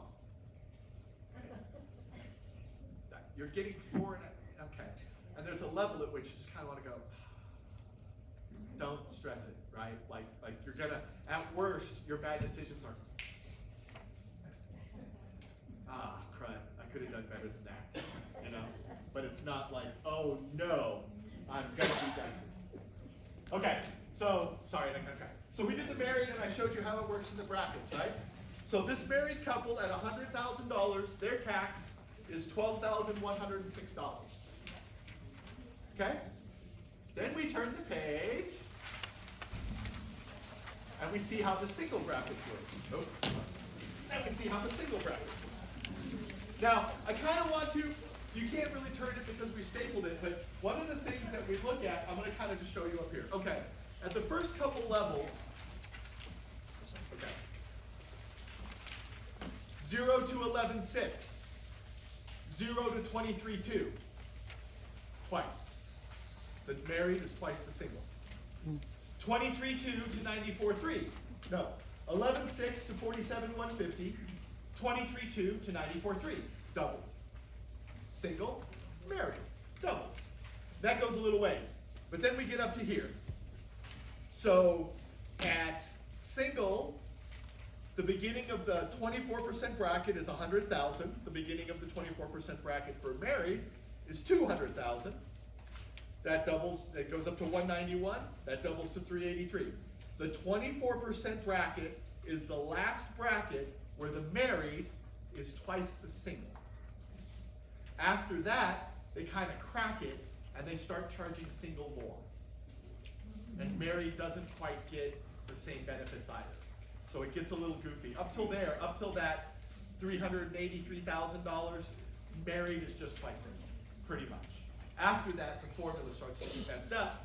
And in this case, as we're looking at it, on this 107, on these two, married couple at 100,000, taxes of 12,000, single person at 100,000, taxes 17,000, additional taxes of about 4,500 bucks. So if you were a married person and you became a single person and the income was about the same, that's kind of how much the penalty is. Does that make, okay. Is that understandable? Does that make sense? No. But what I'm saying is understandable. So I just kind of, I think that there's a little thing about, it's grim and it's inevitable. It's grim and it's inevitable. And nobody wants to have the talk. But you pay people to do things. Doctor, lawyer, me. If you don't have to talk, I can't make you come into the office. But really, we're there for that, right? Dion, how many cards do we send out in a year? Because we deal with it all the time. There's things that a person doesn't want. I got a cousin that was able to tell me, back when they did those traffics with those cameras, and they caught me, and the guy gave me the thing, and I had to go, I gotta go to traffic survival school. My cousin goes, oh, which one? I said, well, which one do you mean? She goes, well, do you have to go to the one in here or this other place? And I was like, I gotta go to the one. Oh, I hope you get Dan. Like, Dan? Oh, yeah, Dan at that place is really good. You don't want to get Rick. Rick is not good. So you're gonna get Dan up there. And as I'm going along, I'm realizing that my cousin has a lot of experience in traffic survival school. How does one acquire experience in traffic survival school? And I learned at that point, I said, there's occasionally things people will have experience in that they don't want to. I have a sister that's an emergency room nurse. And I'm sure that there's things like, oh, hey, phone's sticking out, blood squirting everywhere. Because she's seen it. We deal with that. And it sucks. But it's a good time. I mean, like, we can do something for somebody. Tax accounting is incredibly thankless. There's no beauty in a tax return. You make this thing, and it's a piece of paper that you guys enshrine in blue on a shelf. And 7 years later, we shred it, you know? There's not really anything in that. But occasionally, we are able to take somebody who walks in carrying this black, spiky cloud, and then we smooth off the edges and kind of soften it up, and we make it one of those jiggly things.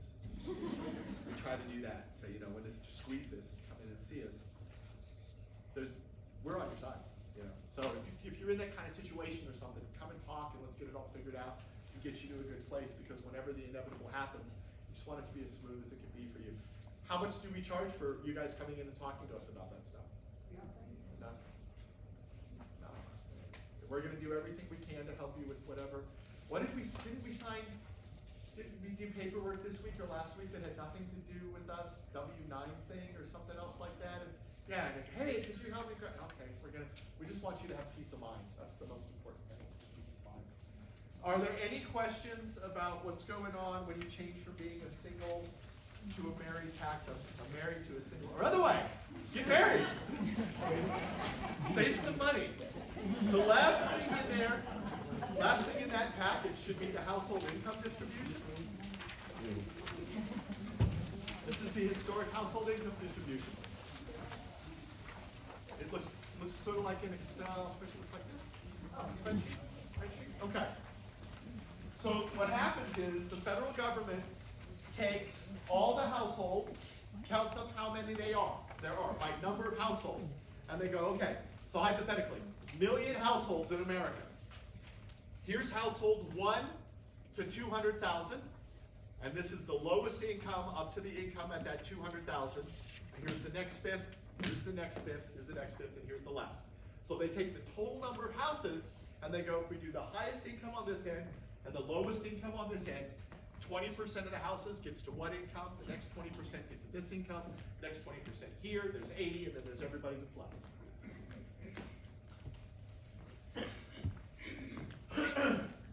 The upper limit for the lowest quintile is $30,000. That means 20% of the tax returns that the federal government received had an income of $20,000 or less. The median, $16,000. If you're wondering what poor is, it's that or less. Functionally, right? I mean, it's just the numbers. Next bracket goes up to 58,000 with a mean of 45. The average earnings of a taxpayer in America is right around $45,000. The average income is around $45,000, right around 21, 22 bucks an hour. Do you do better than that? I hope you do. Next bracket, the top is 95, the mean is 75. Most of the 75 bracket, you're starting to get into married couples, houses with 2 people. And so we're getting, it's like a 1 plus, right? Not quite a 2, but close to a 1 plus. This is 60% of the households in America have an income of $95,000 or less. What's middle class? Next bracket jumps up another $60,000 to 153. Mean is 120. This tends to be our married couples that are 2 professionals. Married couples with 2 college degrees, people that are living in more affluent parts of the country. You don't have a lot of working married couples in Wyoming that are in this range, but you got a lot of them in New York and in the Acela Corridor and stuff like that. The next bracket, 277,000 is the median, and it's from there all the way up to the top. The top 5% starts at 295. Is the top 5% rich? I don't know. Seems like it, right? In comparison to the bottom 95? Probably. So I bring this up because you're going to hear a lot of things. And what I want to happen is when you're hearing all these things, when these outside people are telling you to be afraid, I hate when you're afraid. I hate when you're afraid. When they're telling you to be afraid and they're telling you to worry, I want you to stop, I want you to take a breath, and I want you to go, do I really need to worry about this? Do I need to be afraid of this? Yes? Okay. Realistically, is there a pressure on the government to collect more money? If you think no, look around and ask, and everybody's going to tell you, come on. So that pressure is there. That pressure exists. Someone is going to do that. What's the 2 big choices? Corporations or people? Right? Do we change the individual rates? Do we change the corporate rate? That's real easy. Of the people, who's the easy one to go after? The rich or the poor? The rich. If we're up here legislating and we go, we're going to raise the rates on the rich. Who's not the rich, right? We just said that 60% of houses in America, 95,000 or less, right? So you're looking at this married couple that makes 100,000 and you're telling them, you're rich. They're not rich. They can't afford the house in Tucson as easily as these other people can. So there's levels in there where you're going to hear these things. When they say, like, there's a real good chance they're going to raise the capital gains tax. Oh, I'm transitioning too fast. Hang on. Let me get a better thing.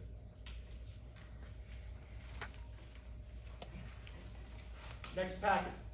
Who pays income tax this year, 2021? Hey, don't be sorry. Standing ovation! Yay! Come again, thank you for attending.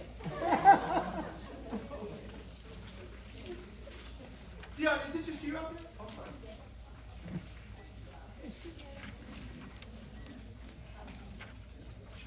She's working right now. Can you come in?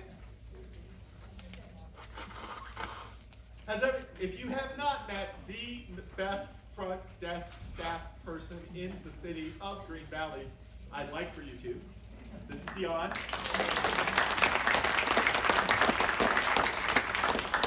Ask her out. She's great. She is really great. And there's a lot of stuff, like I said, over and over and over and over, we're going to tell you, just give us a call.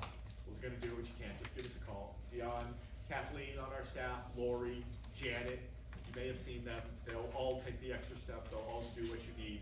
Please don't hesitate. They're in the back. Where? Janet. Oh, hey, stand up, you two. Stand up. Let's give them a applause. Janet and Kathleen. Hello.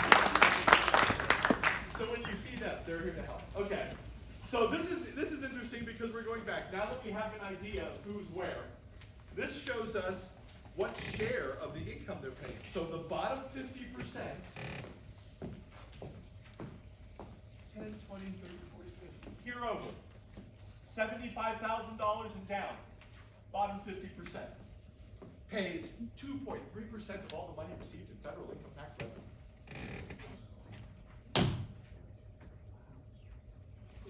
The top 50%,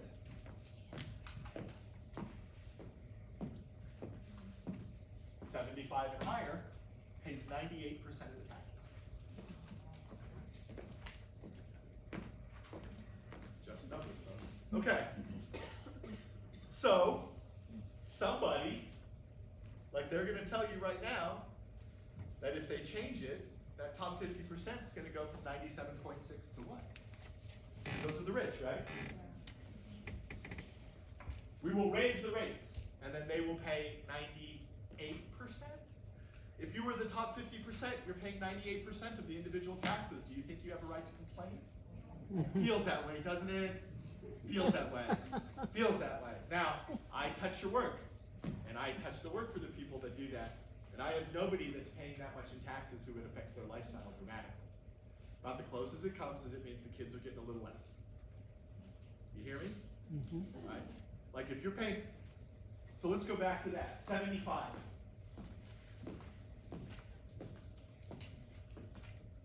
He works full time, he makes 30 bucks an hour.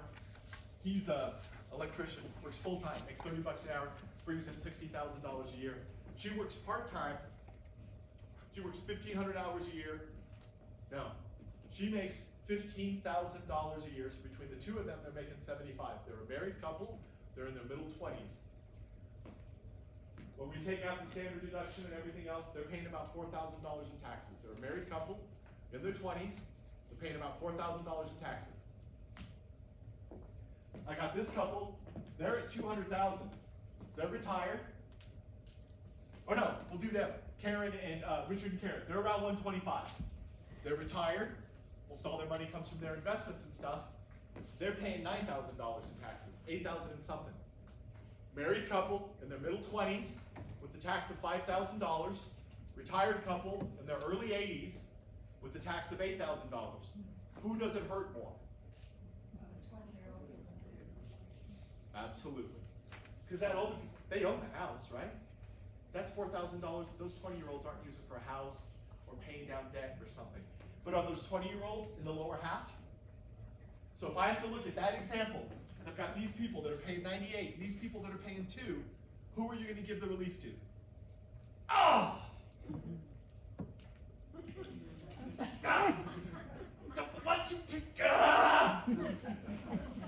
It's not easy. That's what I'm trying. It's not easy, because when you look at this, it's real easy to have someone stand up and go, "The rich should pay more," and I go, "That's 750 of my clients, man. I don't want them to pay more, but I know whether or not they can." And in most of the cases, if my clients are going to have to pay an extra $500 a month in taxes, it's not going to affect their lifestyle. It's going to affect the money their kids get. And if I go and ask their kids, "Do you need the money?" the kids tend to look at me and go, "No, tell mom and dad to spend it." And mom and dad have so much money unless they decided to, let's see, what do we do? Boat, horse, airplane, helicopter.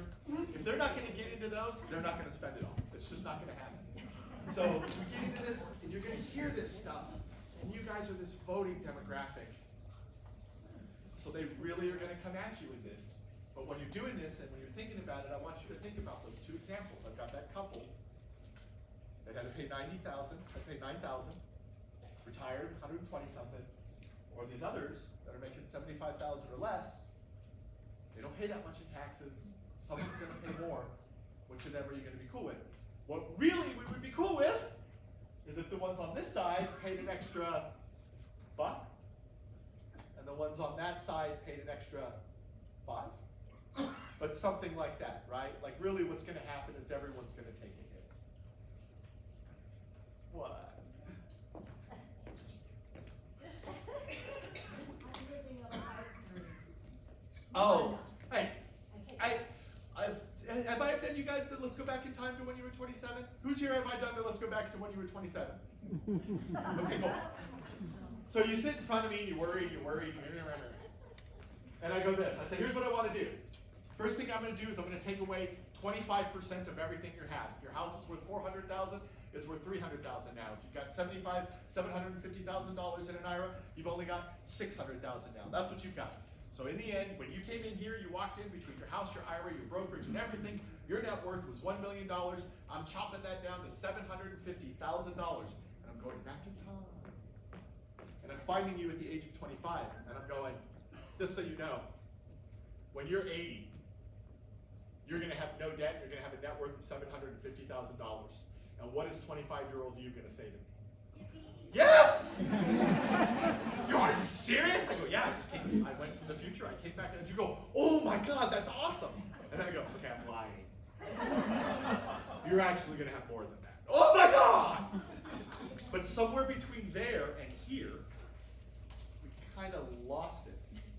Like, so then I started going, all right, at 25, you had a goal. It was probably murky. It was like, I want to be doing okay. I'll give you one that you can. I don't want to be as much of a burden at the end as my parents were. Because your parents retired with nothing, mostly, right? They just didn't have the wealth opportunities you guys did. They didn't have pensions and stuff. Probably college, a bunch of different things, a bunch of different economic factors. So you're like, I don't want to be a strain on my kids. I don't want to be a problem. I want to be as easy as I can be. Say, okay, how much money is that? I don't know. How you doing? I'm doing okay. So you got like you say, okay, so then when you were 25, you set a goal that you were going to get somewhere. Today, are you still approaching that goal? Are we perfectly at that goal? Or have you surpassed the goal? And I want you to ask yourself that question. When you were 25, you had some idea, your kids are somewhere around here, and you set goals for yourself. You said, I'm going to put money away for this or that, so that when I get to this certain point, I will have this or that going on. How many of you are still approaching the goal? Raising your hand, yes. Me, I'm still approaching the goal. Clear. How many of you at this very moment, right now, have just realized that you've achieved the goal? How many of you achieved the goal years ago? Who's clapped for you? I don't know who, but somebody should. Because you guys don't, there was no tape, so you crossed it, and then you kept running. Running. And we're back here with drinks, and stuff. So I think there's this little bit like that you guys have probably got to a point where you can be pretty proud of what you've done. Thank you very much. Come again next year. Everything is costing more all the time. So Okay, let's go back. Between the ages of 25 and 45, at 45, could you look back at 25 and say, everything cost so much more than it did? Yes, this is a constant. This is a constant. And there's this phrase that people use, and I love it, though I know it's entirely a lie. How you doing, Dave? Can't complain. It's like, oh, really? Let me give you 5 seconds. I can give you a reason to complain. It's not hard. Everybody can find a reason to complain. But when we really look at it, and you guys use these phrases, we got so lucky. Well, yes, I'm here and I've got that, but we were blessed. Just to be frank, bullshit. And again, because some of you guys, I'm going to say, God, people are for this thing. Have I told you what blessed doesn't look like? Let me tell you what blessed doesn't look like. Blessed doesn't look like we ate bologna instead of going to McDonald's. We went camping instead of going to Disneyland. We had that couch for 15 years, that bed for 20 years, that car for 7 years. I did all my own stuff around. We never, grocery, I chopped them, I got them, we cooked, we did everything. This is not blessed. Blessed is, we had so much money that we went out all the time, and we had shoes, and we bought new shoes, and bought new shoes, and I didn't have a bed for more than 2 years, and that's blessed. What you guys did was work hard and sacrificed. And that's how you got here. And if you go, well, I'm not sure. How many clients do I have? Jan, how many clients do I have? About 1,300. About 1,300. I get to see it. You see you. I see you. And when you come up with the story, y'all have the same story, and it's beautiful. How'd you get here? Oh, we worked really hard, saved a bunch of money, did that, did this, and it sort of came out this way. Yeah, that's how it worked. The guy's walking and goes, oh, don't say, I saved really hard and I don't have any debt. Oh, Mr. Johnson, I'm such a pleasure to meet you. Nobody else in Green Valley is you. It's all of you. So this is like how you got there and stuff. I think it's really good, and you guys have done really good, and I want you to be able to grip it and be happy about it. You've been successful on a level that a lot of other people haven't. So you should be proud of yourself. Clapping, you made the goal. All right, plans to address the TCJA expirations. What time am I closing this thing up? 2. Good, that's what I thought. Thank you. All right. So Pomerleau is super wicked smart. This guy really being on taste with the Tax Foundation, and is when he talks, I oh my God, I geek out because he's awesome. He's got a couple of scenarios. Stein also and Clausing, these are like think tanks and people that out and they go to legislatures with policy. Pomerleau is with the Tax Foundation. Stein is with the Tax Advocates. I'm like, so a bunch of different people right now are doing. Thank you very much, guys. Have a great day. Stay cool. So a bunch of really smart people are doing a lot of research, and they're going to your legislators, and they're saying this is what you should do. Okay? There's some low-hanging fruit here. There's some things that we're particularly concerned about as Green Valley taxpayers, and there's a bunch of stuff we don't give a flying hoot about. For example, most of my clients do not care that much about the lower mortgage deduction cap because they don't have mortgages. And there's this thing where you're not allowed, you know how like they used to say, you can take a deduction if you have a mortgage, right, on your mortgage interest? Right now, if the total value of the homes that you were taking a mortgage deduction on is $750,000 or more, you can only take it on the $750,000 portion. So if you went out and got a $10 million mortgage, only this little chunk of it would be deductible on your tax return. And they're thinking about playing around with that number a little bit. The stuff that we care about the brackets, that's that first one, cut tax rates from. We care about the repeal of personal and dependent exemptions. Most of us don't care about the child tax credit. We care about the expanded standard deduction. That part, those right there are the ones that affect most of you the most. Okay? So the first thing on there is the brackets. Taking a look at, I'm going to take you back to, on that other page, we looked and we saw, I gave you the page with the two, where we compared the married and the single. Okay. So on the comparison of married and single, you can see that the brackets went 10, 12, 22, 24, 32. Previously, they were 10, 15, 22, 25. So they took the 15, made some of that 12, and they took it away, and then they said we're going to take the 20, 22, so they kind of messed around, they moved the numbers around a little bit. What is highly likely is that the 12 bracket will disappear, and they'll go back to 10, 15. Highly likely. Pretty much everything that I've seen, no, not every. 9 out of 10. 9 out of the 10 of the scenarios that I've seen the think tanks put out, they take out the 12 bracket, put the 15% bracket back in. Who does that hurt most? Right? Like this side? So there's their way of going, all right, even if you're in that lower 50% of taxpayers that only puts in 2.5% of the total revenue, we're going to extract a little bit more from you using the bracketing. When they do that, there's two different things that go on with it. It's the actual value of the bracket and the amount of size in it. Like right now, the single bracket at 10% is about $12,000. It increments up a little bit. If they said, we're going to take out the 12 bracket, there's a good chance that they're going to raise the 10 bracket more than they would have normally, so that some of the 12 people, some of that 12 income is going to sit in 10, and then a big chunk of it's going to sit in 15. So they're going to kind of move, they'll move the dollar scale and the bracket a little bit so that it doesn't look, so you're going, oh, if you take out the 12 bracket, you're hitting the people in the lowest percentage. And they're gonna go, well, we're gonna actually raise up the dollars that are in that percentage so we don't really hit them, and if we do hit them, it's not that much, right? Like you're gonna talk about how they mitigate it all along. And this is one of those ways. So there's a good chance that they're gonna turn that 12 bracket to 15, but then there's gonna be a 20, and maybe instead of being a 22 and a 24, it goes 20 to 25. 10, 15, 20, 25, like it used to be.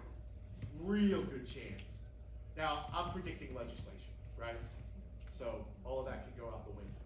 But that's a pretty easy, that's pretty simple, it's pretty easy to manage. It's not a big change in forms, it's not a big change in calculation. They're just moving some of the numbers around. That's pretty low hanging fruit. Talking about bringing back a top bracket of 39.6. What type of taxpayer is in the top bracket? What kind of income do they have? Do you think it's going to affect them if it goes from 39 from 30, what is it now, 36.5 to 39.6? What are they going to do differently? Probably not, right? They won't invest it. It's income. And you're talking about, there's the concept of trickle down and these other ideas that these people, if they've got that extra money, they can start businesses, they can do a lot of stuff. So there's questions about what you feel about how people have their wealth and stuff. I don't care about that. My concern is meals and medicine. It's a change in the tax code, make it so that somebody has to skip a meal or skip medicine. If you're not skipping meal or skipping medicine, I'm a lot more comfortable with the changes. Does that make sense? Right? Like skipping meals or medicine is a big deal. Right? Other stuff I'm not as concerned about it. So when we're looking at that, that's some pretty low hanging fruit. I get a feeling a lot of my clients, if they had the same income one year to the next, they pass this thing, why is my tax $500 higher than it was last year? We had a 12 bracket, we don't have it anymore, it's a 15 bracket. The removing of the personal exemptions. So we used to get $8,000, $4,000 per taxpayer reduced off your taxable income. When they doubled the standard deduction, they took that away. There's a pretty good chance that they're gonna leave that gone. They're gonna leave the standard deduction. Going down to that next line, we've got extend, partially extend, and another, like most of the think tanks are saying, keep the big standard deduction the way it is. There's one guy out there who wants to eliminate itemized deductions completely. Says all you get is the standard. I'm against this because I've got clients at Posada. And my clients at Posada, they can reach a point where their medical expenses and their income almost equal, so they don't really have a tax.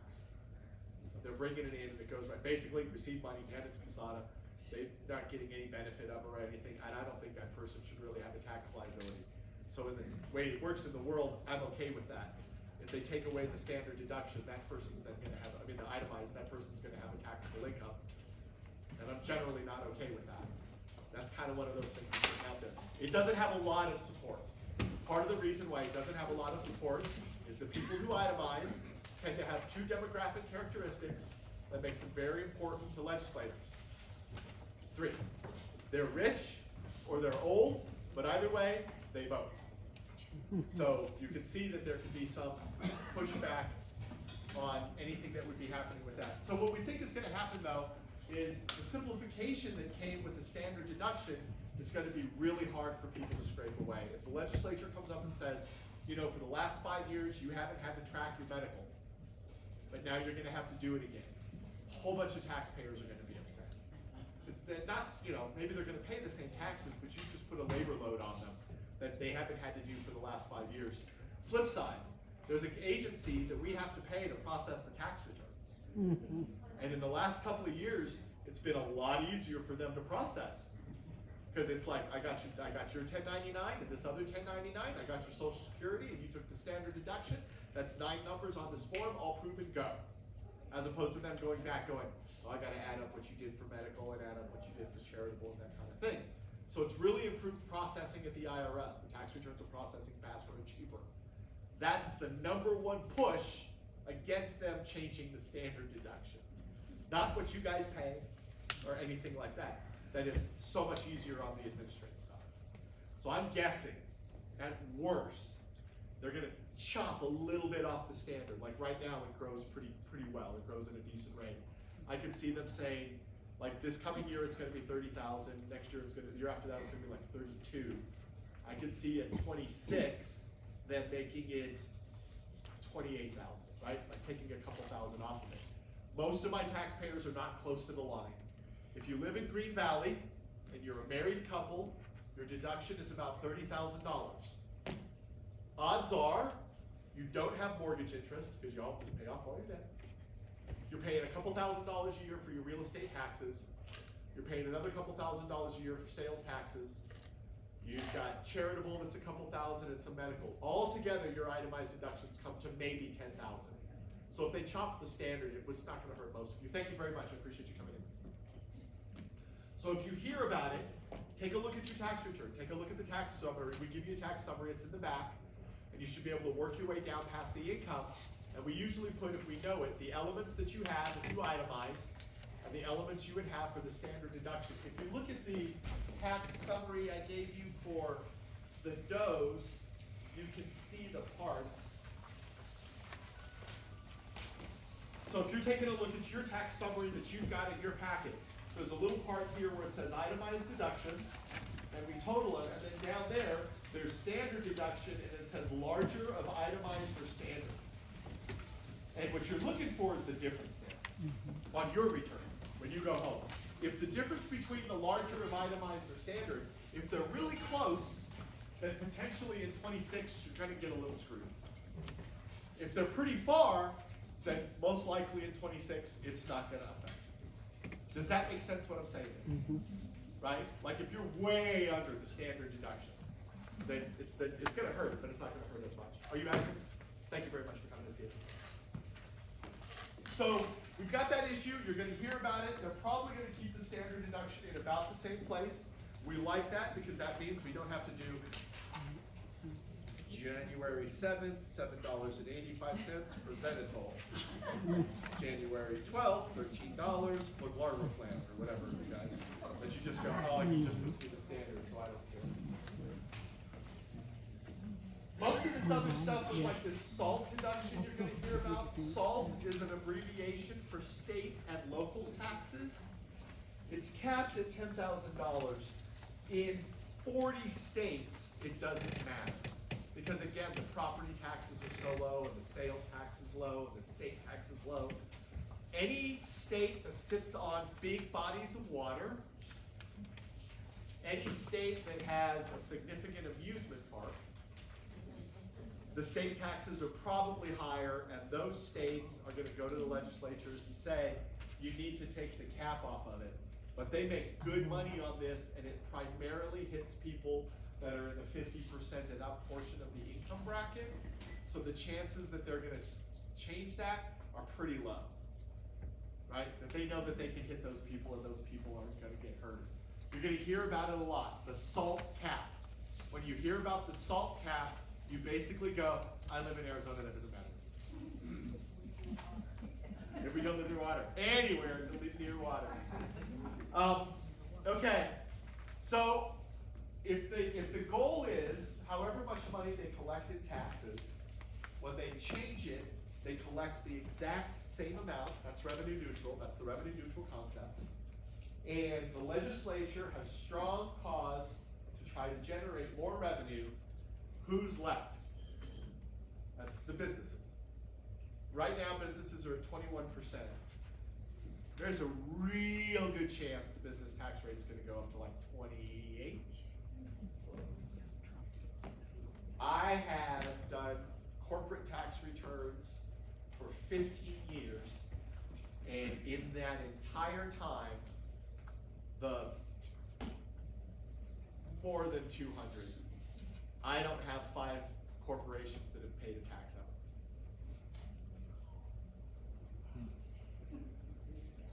Why? Because to be a corporation, pay a tax, you gotta make so much money. I mean, stupid. So here's a corporation, and who owns it? Who's gonna raise your hand if you own my corporation? Somebody. You own. Okay. So you own the corporation. You run it, it's everything. You own all the stock in the corporation, or more than 50% of the stock in the corporation. And we come to December 15th, and you come to me and go, based on everything, my business is going to show $500,000 of profit. and you're gonna tax that at the corporate rate of 28%, and this is bad. And I, as the accountant, go, when we're done, the corporation's gonna only show $10 in profit. You go, how do you do that? You go, I'm gonna bonus you all this money. So you're just gonna get a big fat paycheck. And it's gonna have all the profit of the company, we're gonna pay the taxes, we're gonna do all of that, but in the end, the company is not gonna show a profit. Always. Ford can't do that. Too much.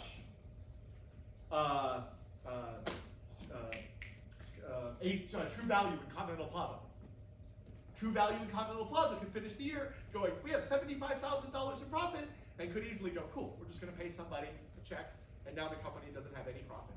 Professional sports teams will regularly report, we didn't make any money. And if you look at the payroll of the professional sports team, the owner, the owner's son, the owner's son's wife, the owner's son's kids, they make millions of dollars a year.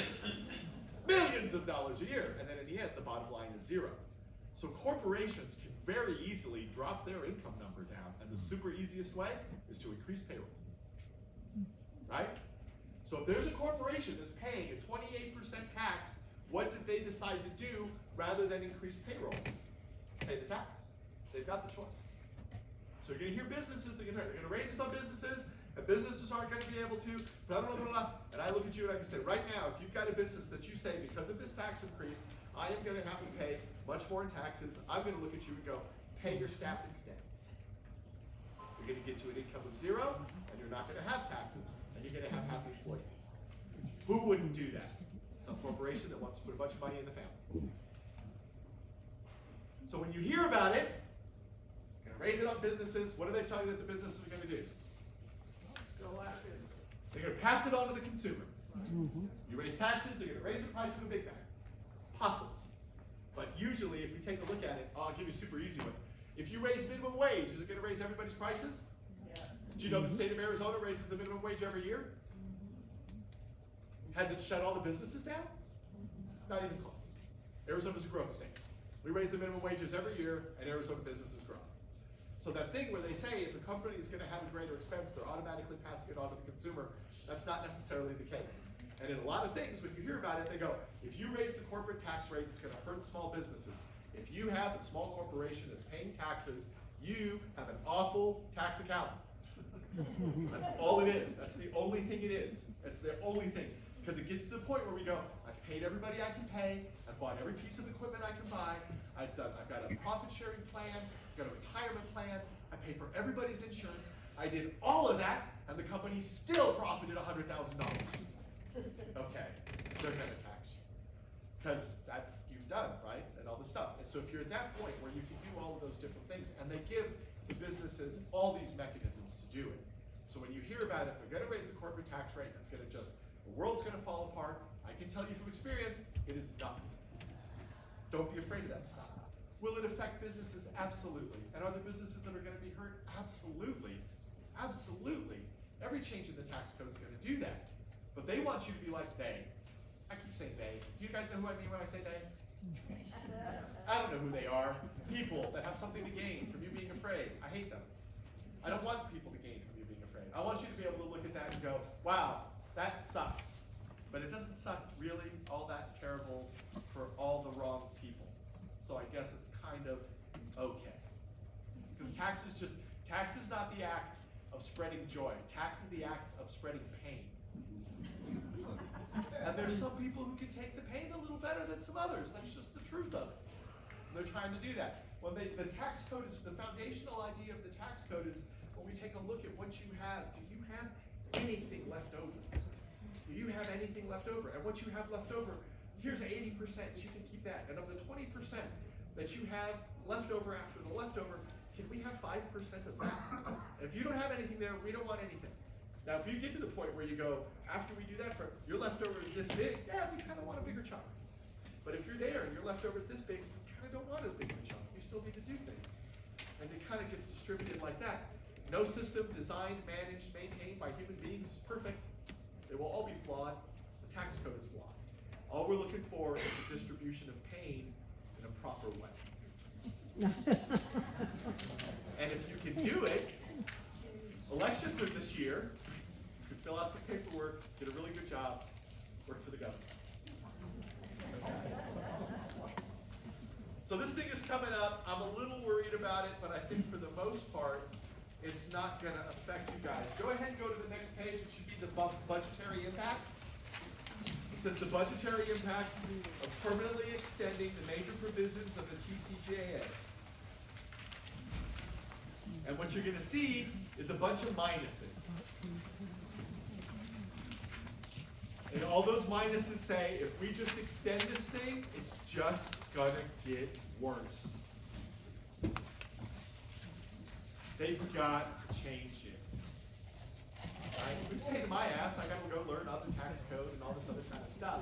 But there is just so much pressure. So they see, like, the legislators see this same projection, right? Somebody is sitting in some office, your representative or something's got this in some beautiful folder, and it says, we've got this stuff coming up, and if we don't do something about it, in the end, by 2035, we will have increased the federal deficit by $392 billion a year.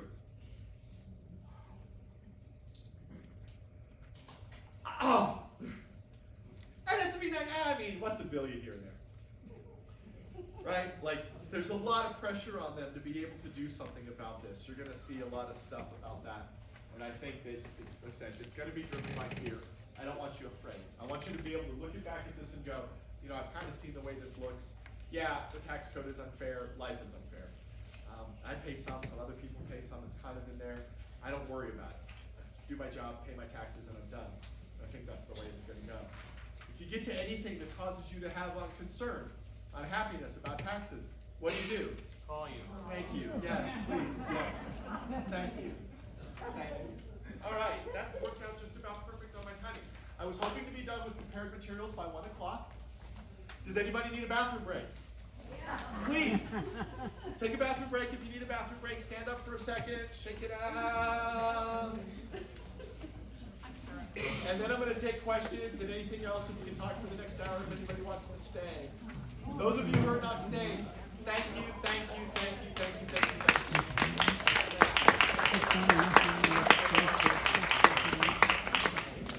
That's for my staff.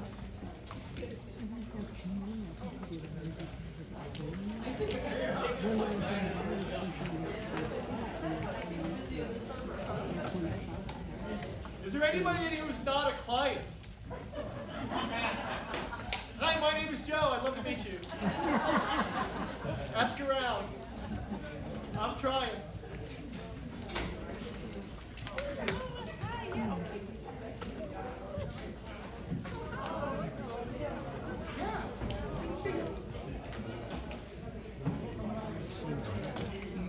And a candy bar. Yeah, and a candy bar. You know, it's a candy bar. Well, it's good to see you.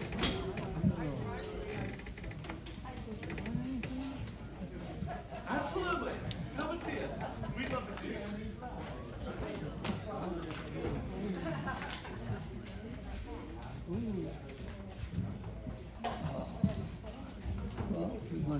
Oh, I probably would have done that.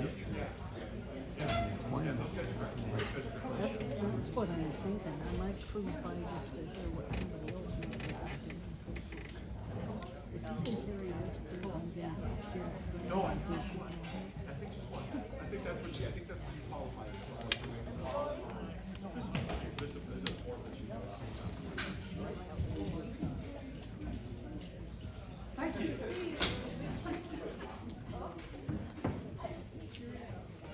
Not typically, no.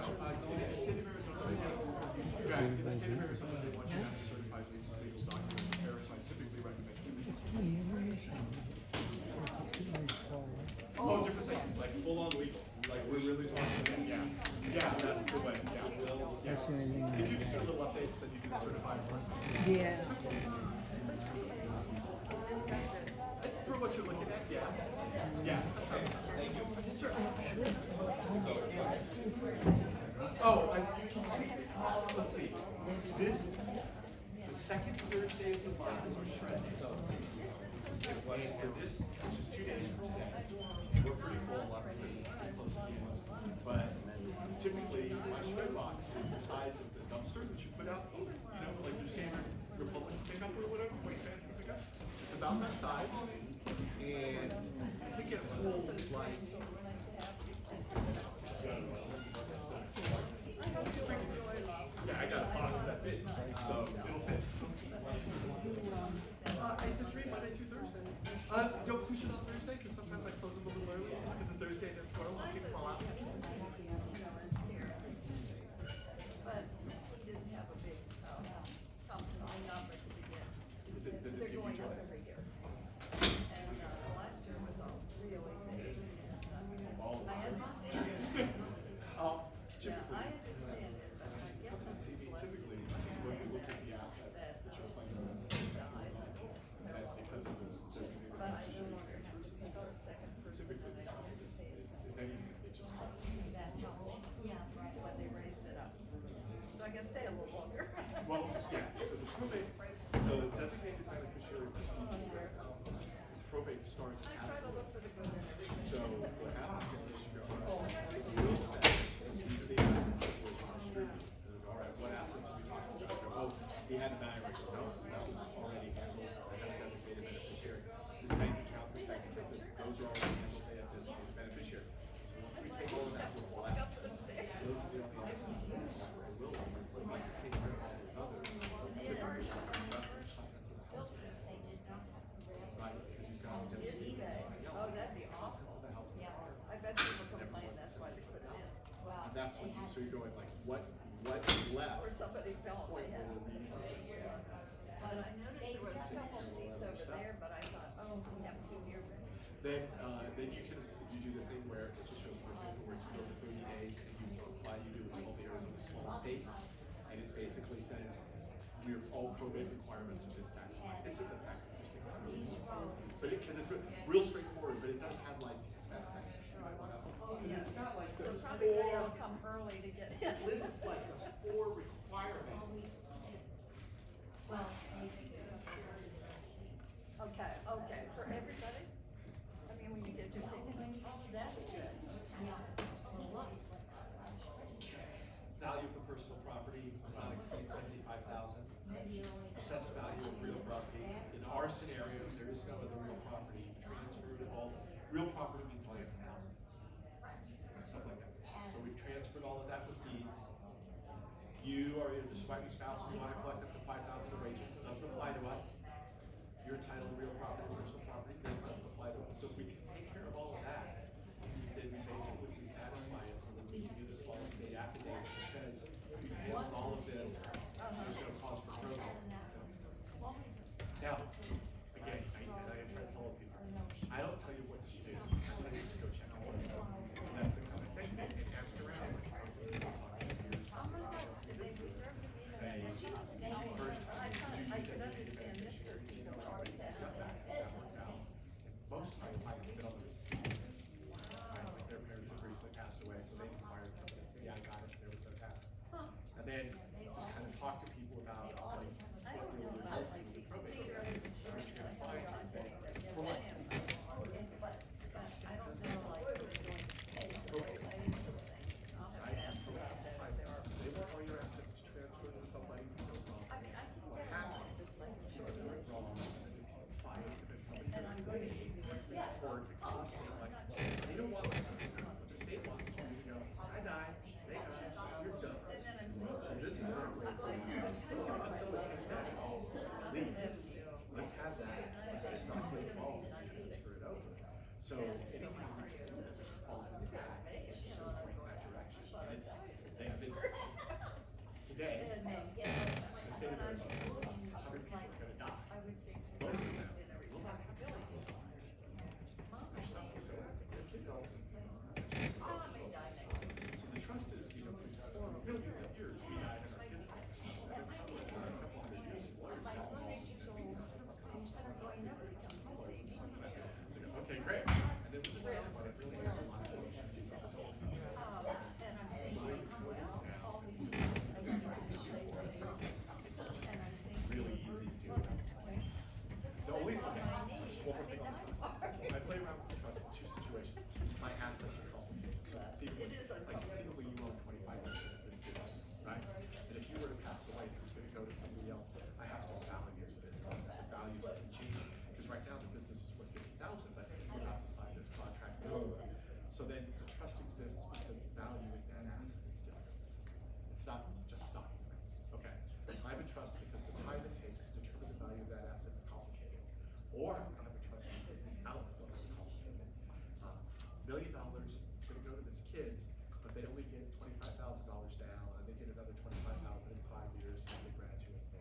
So then I don't have like, I die, you get it.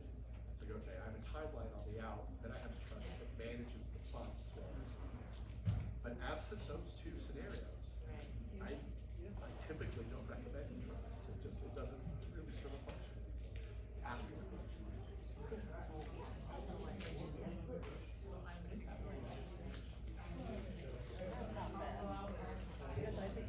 All the aspects that you want to be careful about these and I messed these three up. Joint tenancy, tenants in common right of survivorship. You want to make sure that you're making that kind of decision, that whoever's asking you to sign or make that decision, you go, which of these is the one where if I die, she gets the step? And then they make sure that they do that, because one of them messes it up. I can't remember which one. They asked One me of if those I three had like messes it up. those kinds of things. The part where you can be concerned about the assets that do well. This is, so you would be less concerned if it lost money? So you get into step up or something like that, and then you can sell it, there's a really good chance that that's almost gonna be. Yeah, the only concern I have about that, there is some exposure on the step up basis in the 26th. You know, with the changes in the code, they made what they said, you can step up the first, what would be a number that you could agree with? Like if we said you could step up to and then after that, it's taxable. Most of the houses in the country are under the price of $500,000. I mean, I could go to Montana, this one, go to the side, go through that and go around. So if they looked at that, you can get step up basis up to $500,000, but after $500,000, it's all game. That, it would hurt. It would hurt, but not like enough. It doesn't hurt enough taxpayers in Wyoming to do like. So there's a little, that there would be a line in there. So, okay, maybe I'm wrong, it's not $500,000, it's $400,000. But the possibility of them putting a cap out there on step up is really high, because it really says, like I said, if I say the cap on step up basis is $650,000, how many homes in the valley would cross that cap? Like very few, right? So real easy to stand in front of these people and go vote for this, it's not gonna hurt you. And again, all the residents of Montana, North Dakota, Wyoming, I mean, there's a bunch, there are pockets, but within that, most of the voters would go, oh, that's never gonna be me. So then the possibility of that, that's pretty big. And it's like if you're researching on whether the tax code's gonna change, that's a low end, that caveat.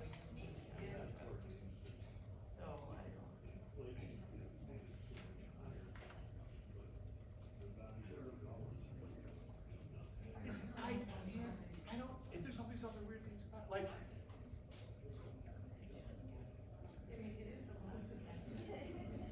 we pay $1,000 for a phone. You used to get them for free. They would give them to you for service.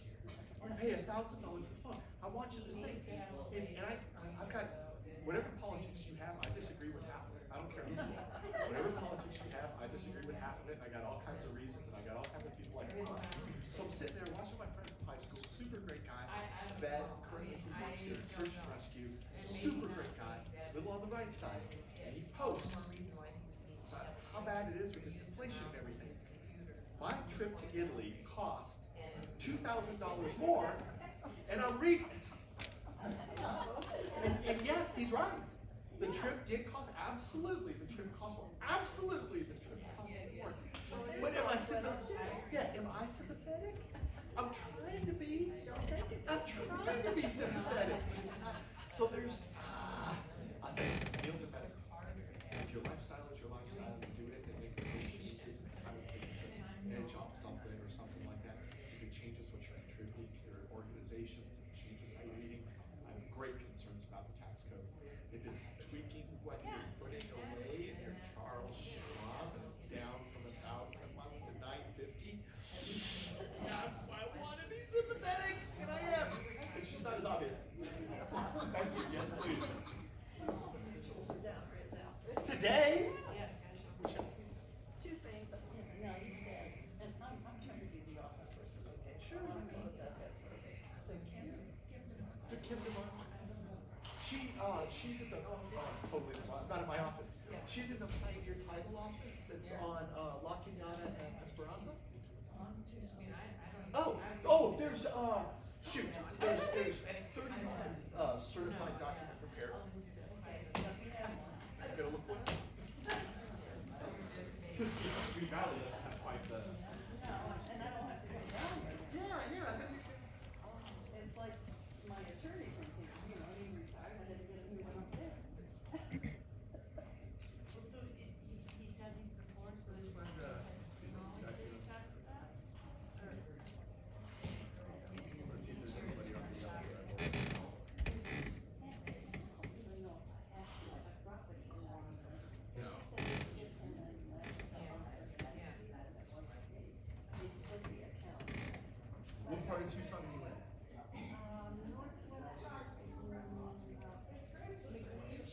Okay. Okay. Tucson legal documents is at 2120 West Ina Road.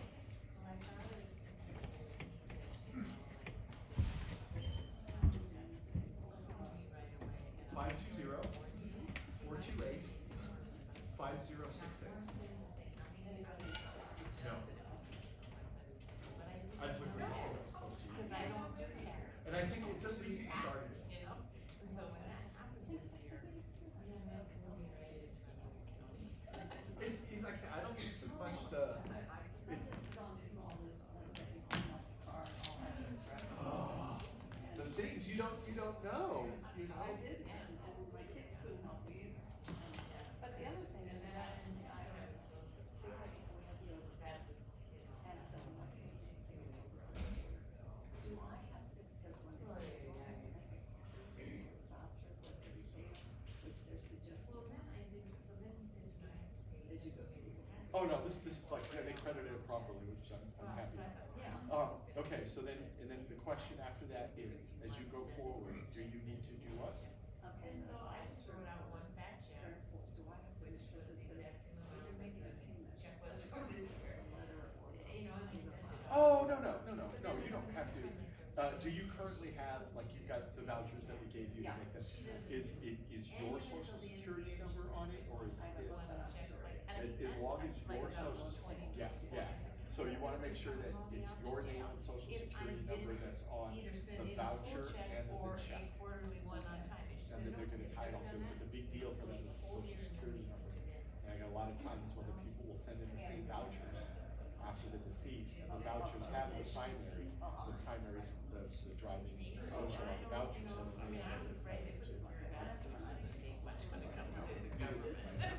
This is, yeah, sure, it's happened at some point in the past, someone did that, and the IRS said we're gonna apply it, and they went, that's not supposed to be, we're getting a divorce and plotting, so they have to deal with all that kind of stuff. Because they have like a voucher or something. Plus the quarter. But it does, Well, see, but he didn't Yeah, really you tell just wanna me make sure that whatever you send them in doesn't feel have the like social on it it. was punishment, and I was one of very. Well, I thank you, this is interesting. Good, that's what it's. And yet a lot of people say. We didn't, I mean, taxes. I thought, you know, it totally, and I guess in one way, it hasn't worked out at all. We all have. Like, this is the third year of it, and I don't think I've had 20 non-clients. Okay. And I advertise it in the paper and all this kind of stuff. So I do it for my clients, and I hope that I can get some outside. And we're gonna keep doing the seminar, and we're just gonna stop advertising it, because it just doesn't get And us. I'm not making as much as you.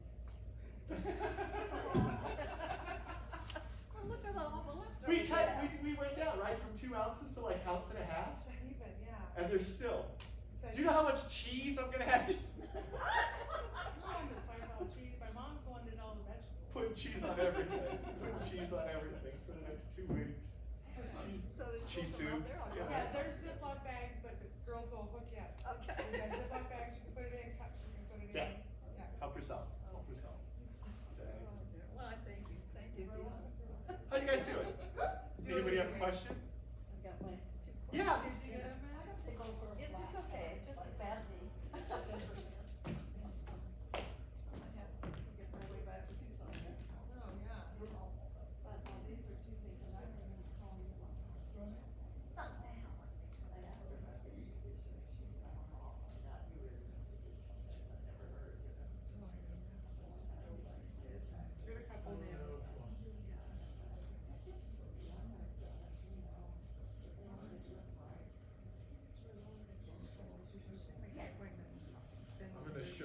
they did when they took a look at it. Okay, yeah.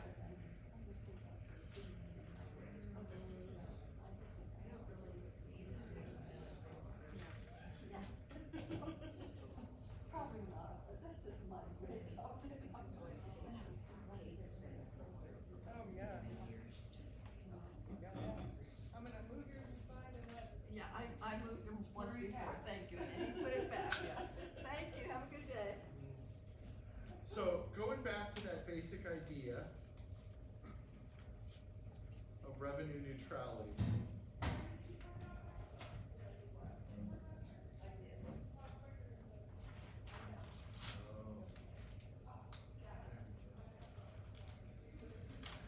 Okay, so so first they looked at the idea of revenue neutrality. So you start all of it and say, if we have to collect the same amount of money, how do we do it, right? So you say, all right, so then you say flat tax. So, all right, what would the flat tax have to be able to collect the same amount of money? That's the starting point, right? Revenue neutral. And we say, last year we got this much in taxes, we're gonna change it to this. And in 1984, Bush got together the Presidential Tax Commission and he said, I wanna look at flat tax, I wanna look at the European value-added tax model, and I wanna look at changing the progressive tax code. And he said, the two things that we're really concerned about is one, it has to be revenue neutral. I don't want it to make more money or less money. I want the idea to pull the same amount of money, because that's just a really good starting point. And then after that, you can tweak it. But you start with that revenue neutral idea. And then I want the burden across the taxpayers to remain the same. So like we were said earlier, that 50% of the taxpayers only pay 3% of the tax. In 1920, more than 60% of the elderly lived in poverty, extreme poverty. Now, it's like less than 15%. There's a lot of different stuff in the way, when we talk about the poor, there's two poors. There's poor on the way up and poor on the way down. If you're a married couple and you're 25 and you're making $50,000, you're probably going up from there. If you're an elderly couple and you're making $50,000, you're probably there or going down, because it's not going up, right? So where you are in the wealth structure of things, like you're a different poor, but you're still in that lower bracket. So if we flat tax it, based on what the commission said, that lower bracket, their portion of the load goes up. That right now, instead of paying the 2.5, they go up to 3.5. And there's no way they'll do it. Because now when you look at it, we say the going up poor, we don't have as much of a problem taxing them. Because right now they're in a certain place. My first job, when I worked as a part-time person, 500 hours at $3 an hour, I made $1,500. Yeah, I'm upward mobile from there, right? I'm gonna make more than that just because I'm gonna work more hours. So there's a little part in there where you kind of, but when they look at it, they say, all right, if we flat taxed, what would happen? And they go, that group right now that's paying 97% of the taxes, that goes down to 85. Who pays that other 12 that just went away? The lower part. Can't do it. So they play around with that a lot, but when you hear the numbers, say they've looked as hard as they can look at it. They've looked at the value-added tax and copying the European model. They've looked at the flat tax idea. And if they do the flat tax idea, a bunch more elderly are going to live in poverty. And they just, you guys vote. So come out and say, hey, we're going to flat. So, all right. So Social Security, if you are a married couple and your earnings from everything besides Social Security is $20,000, then your Social Security isn't taxable. So let's say you're a married couple, you're getting $50,000 from Social Security and $20,000 from pension and dividend and all that. The $20,000 is under the standard deduction of 30, so your regular income isn't taxable. And because your income isn't that high, none of your Social Security is taxable. So here's somebody who just put who had $70,000 of income, pretty much all disposable. They own their house, pay some, property taxes and stuff. But most of that $70,000 is money that they're going to spend this year on medical and everything else. We just went from them paying 0 taxes to, what do you want to do for flat? 10? They just paid $7,000 in taxes, and last year they paid 0. Do they vote for that? So yeah, it's real easy, man. You give me anything in taxes, and I can shine it up and sell it to you. My God, I can shine it up and sell it to you. Because you don't know. Like it's almost like selling health. You know, it's like we go, oh, what you don't realize is that your blood is 7 times % creatinine and something, and if you do this, it's gonna boost your riboflavins, and you're gonna something, and you're like, okay, that sounds good, you know, and it sounds, but you don't. And at that level, like when you really get down to it,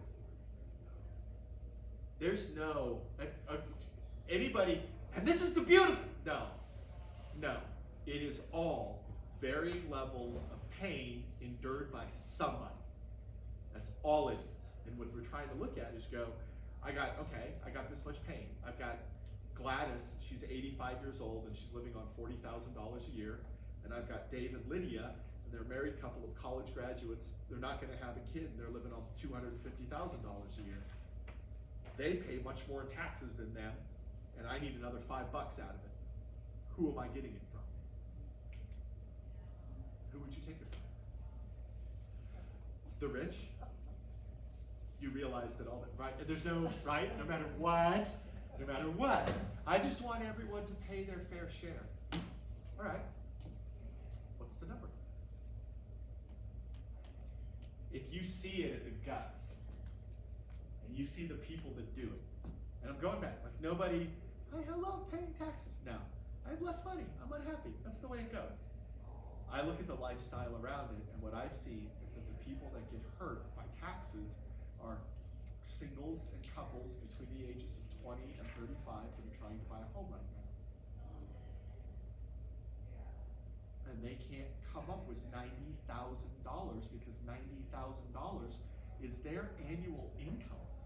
And you're basically telling them, what's your disposable, so if they make $90,000 a year, what's their disposable? 20? Right? Like maybe that's, you know, that's 12, a little over 20%. And we're saying that between rent is supposed to be a third. So if they're making $90,000, $30,000 a year is going out to rent. That's not utilities, that's nothing else, that's just rent. And so what do they have left over? And then we're gonna tax $3,000 of it. When are they gonna buy a house? When they can convince their boss that instead of making $24 an hour, they should make 26. But if the boss pays them 26 on that 2,000 hours a year, that $2, that's $4,000 that the boss is not going to get in his pocket. And he's got kids. So, whatever they tell you is the easy answer, it's a lie. That when you get down to it, to the guts of it, in the broad strokes, it works. The broad strokes, the progressive tax code as it is, works. I don't have the people that are paying taxes that shouldn't be, are, like I said, like a married couple that's, and how do you fix that? You can't, and it's weird. Social Security should have been increased. Instead of it being 6.2%, it should have gone up 0.25% every 2 years for the last 30 years, and we wouldn't have this problem. If Social Security was at 9% right now, that's an extra 2.5% tax on that married couple. That's another $2,500 that they don't get to spend. That means they're carrying that car payment for another 3 years. The interest on that car payment, that's actually $4,000. Ah!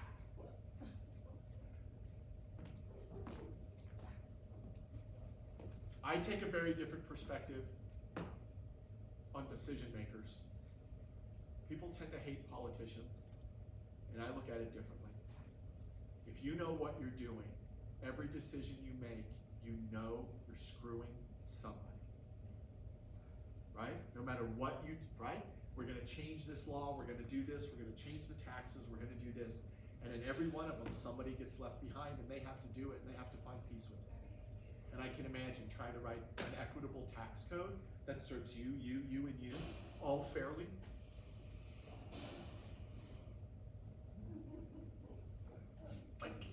So it's gonna be flawed, and a bunch of my people are gonna walk in and complain, you pay so much in taxes.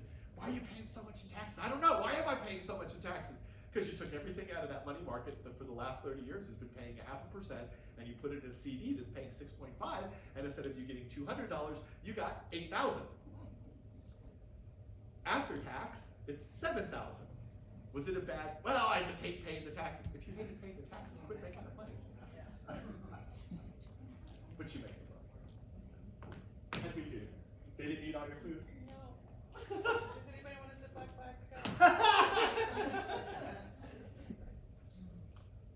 How many did we get? I think there's 100. No. We're at 100. Really? Yeah, I'll double check. That's pretty good. That's pretty good. We can do it again next year? We're doing it differently. Does anybody have any suggestions? There'll be less food, and I'm gonna set up earlier and not tell you all.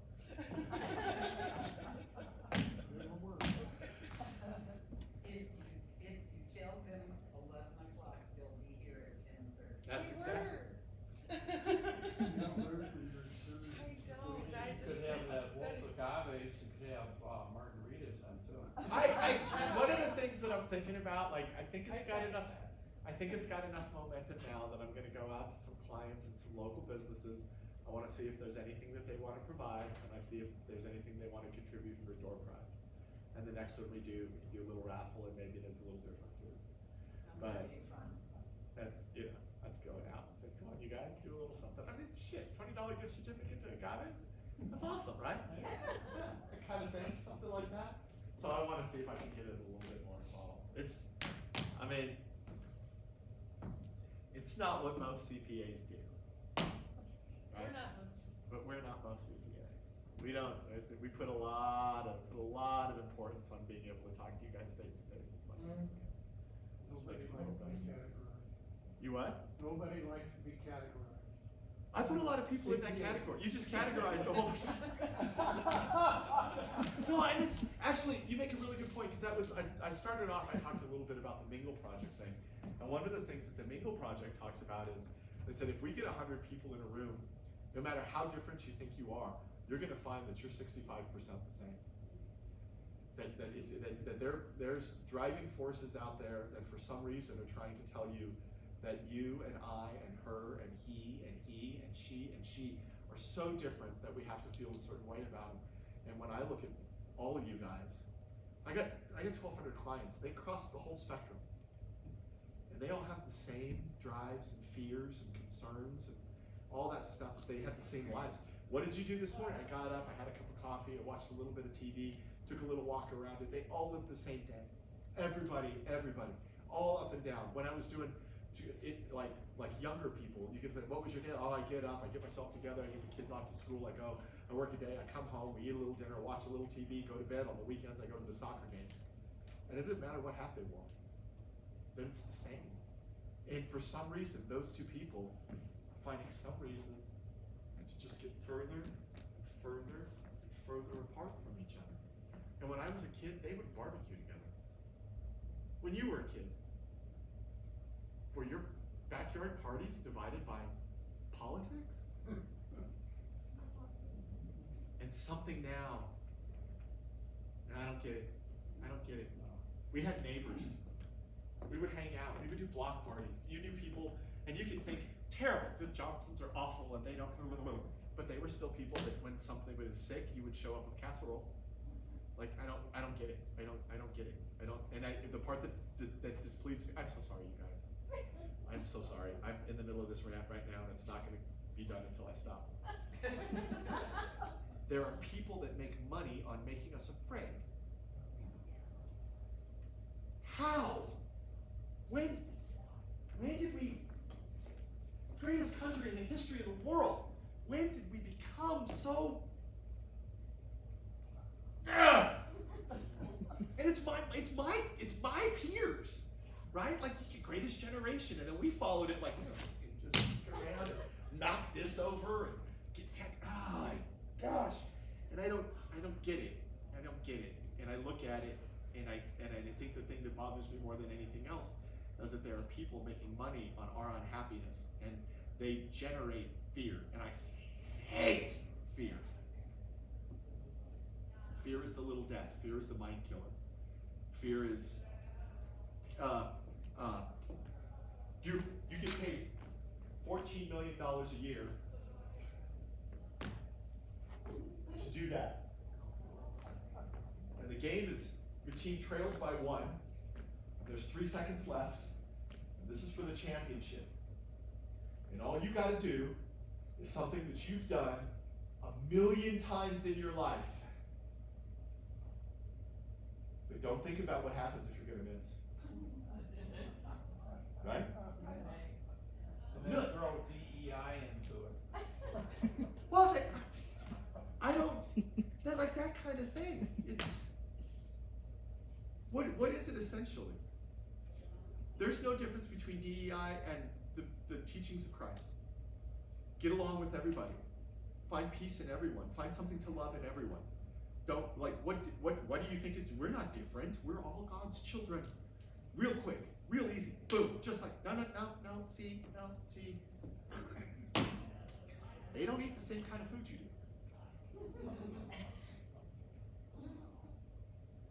Like all that stuff, I don't get it. And it lets people be afraid, and I don't like when people are afraid. I think fear is just the worst things, that if we make decisions from confidence in a place of peace, then we're gonna go onto the best possible path. There is an incredibly strong push to eliminate tax preparation. Part of the last Inflation Reduction Act was a bunch of money. Elizabeth Warren pushed it through, and what they're going to do is they're going to look for a way for you guys to be able to go online, click 3 buttons, and have it produce your tax return. And it's going to be completely accurate. And it's going to put me out of business. And the Chamber of Commerce wrote a letter in opposition to it. He came to me about it and said, will you sign this letter? And I said, I will not. Because this is going to be great for Green Valley. I got a bunch of people that will never have to file a tax return again. It's going to put you out of business. Who cares? It's going to help millions. Yeah, it's going to bust Block. Me. But all of these people are never going to have to do a tax return again. I should oppose it, shouldn't I? Good luck with that. I'm never going to oppose that. Because it makes sense. When did making sense go out the window? I don't know. Anyway, that's the rant, sorry. So they did. Going back to the flat tax question, they really looked at it, and they looked at all those choices, and really what they came up with is we just tweak the progressive. If when they tell you that the flat tax would be 18%, it's not the numbers that they worked out with, that it'd be closer to 22 or 23, and that was back in '84. So now it would probably be even higher. $1,000 washing machine is now, and then you look at it and go, okay, $1,000 washing machine at my 23, so you go to $1,230. If they had a flat tax all the way up, there's no way that's a $1,000 washing machine, because it got taxed at every level, and the washing machine on the floor is $2,000. And it's the same washing machine, but we flat taxed it all the way up. And they got a bunch of people that right now, they don't pay taxes, and you're looking at them saying, you're gonna be taxed at this rate. Every elderly person who's living entirely on Social Security, we're now taxing them. I can't do it. I could never vote for that. So, any other questions? What a downer. Yeah. Let's find a picture of a dog. A traditional Roth IRA conversion, should I do that before 26 when all the brackets go up? There's a lot. Normally, like 2 years ago when we were doing the calculation, we really ignored that. We just said, look, you're moving the money and it's probably going to be good. Are you going to live longer than 5 years? Because that's when it all becomes tax free. You have to have it in Roth for 5 years for it to get the exception. So we would just look at that. A lady came in a couple of days ago on a real aggressive plan. And she had like $500,000 in an IRA, and she knew that if she got real aggressive, she could take it out in a couple years. And we were kind of, well, Santa, what's this? And this is, I tell you guys, because you walk in, like, it's as easy as that. I got about this much money in an IRA. Should I convert it into a Roth? Say, okay, what you just gave me was the last thing that my teacher in 402 said on a Friday, where he went, here's your homework. Mr. Johnson has a net worth of this and this much money, blah, blah, blah. He has a Roth account that's got this and it's growing at this rate. Mr. Johnson can convert that to another account that can grow at this rate and do this other thing, or Mr. Johnson can do this other thing with the money. What should he do?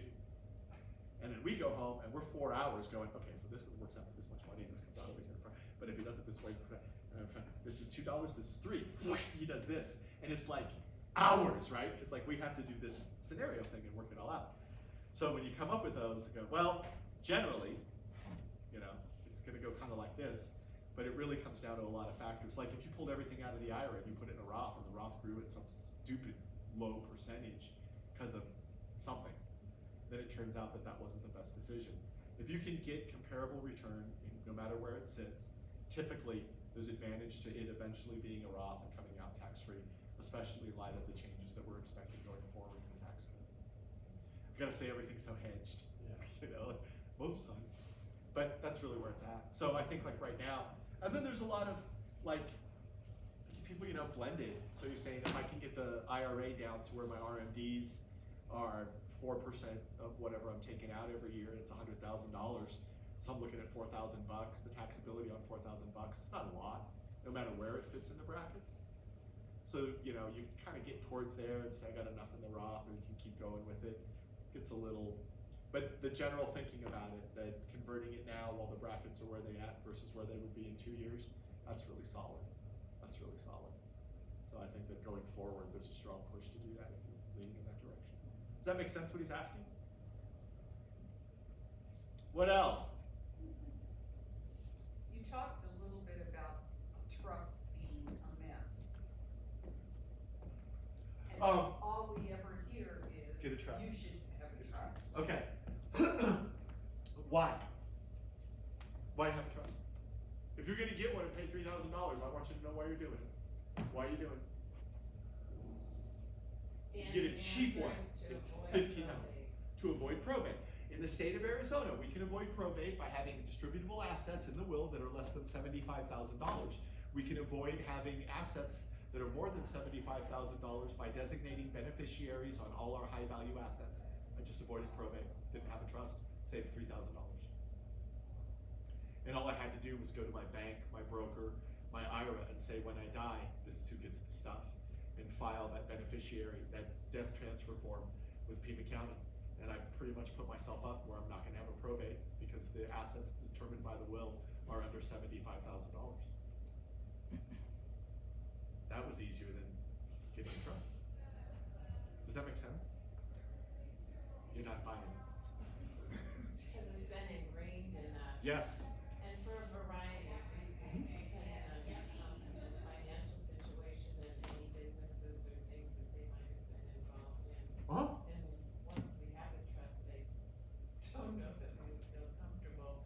Totally, absolutely. revoking it. Listen, not a demand. Providing you with information so that you can take a look. But I will tell you the with and without. Okay. So in the trust situation, if we have a taxpayer and they've got assets and they have a trust, it tends to be sitting in what's called a revocable trust up until they die. And so the trust doesn't actually file a tax return because since it is revocable, the people that have the assets can control them. They can do whatever they want with them. They pay the taxes on the income. Trust is sitting there prepared to exist when the person passes away. Person passes away. Asset becomes an entity. I mean, the trust becomes an entity. It has a taxpayer ID number.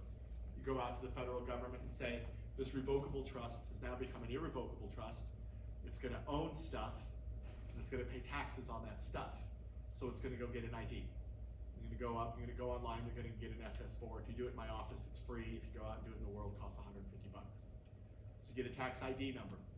You go to the bank and you say, or whoever, and say, all of these assets now transfer to this trust. Now the trust owns all those assets. After the trust owns the assets, who's gonna own the assets? Typically the beneficiaries. So do you personally, like let's fake your situation. Let's pretend you have 4 heirs. Okay? Matthew, Mark, Luke, and John? Okay. So when you die, Matthew, Mark, Luke, and John get your stuff. This is essential. This has gone back millions of years. You have some concerns about how it's going to work for Matthew, Mark, Luke, and John to get your stuff. If I told you that when you die, Matthew, Mark, Luke, and John just get your stuff, would you have any fears? If I could tell you that with perfect assurance. Yeah, that's fine. You go, well, what if something could get in the way? And you say, all right, what provisions do we have that would stop that? And and that's when they came up with the trust. But today, in the state of Arizona, more than 100 people will die, their assets will transfer to their heirs, and there won't be a trust involved at all. Does that make sense? Like, do you believe me when I say that? That most people don't have a trust. Yeah, I do believe that, Yeah. because numerous times I've had that conversation with people and they go, oh, we don't have a They don't trust. have a trust. And do you hear regularly the stories about all these people that have died and their assets have gone through this horror because they didn't have a trust? Have you heard these stories? Yes. Regularly. Like if I look at the newspaper for the next 3 weeks, I'm gonna see a story on it.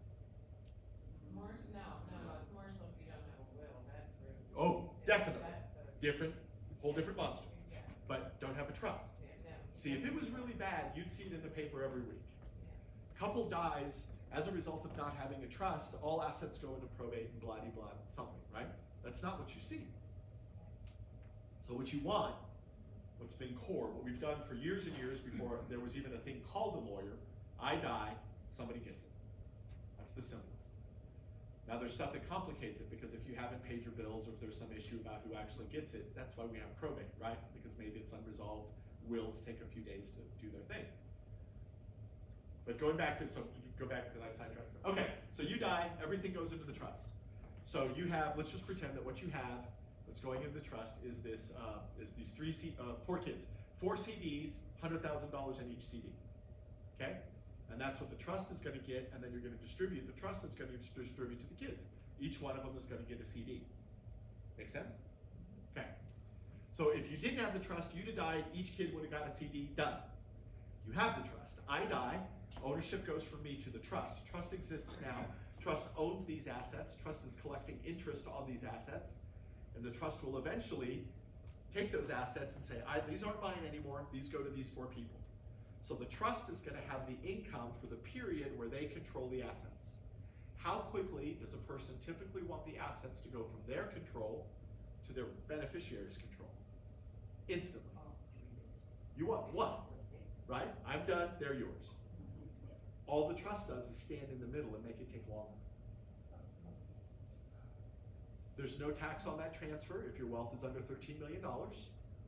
There's no probate if we can handle those things with designated beneficiaries and your final assets are under $75,000. What function did the trust perform?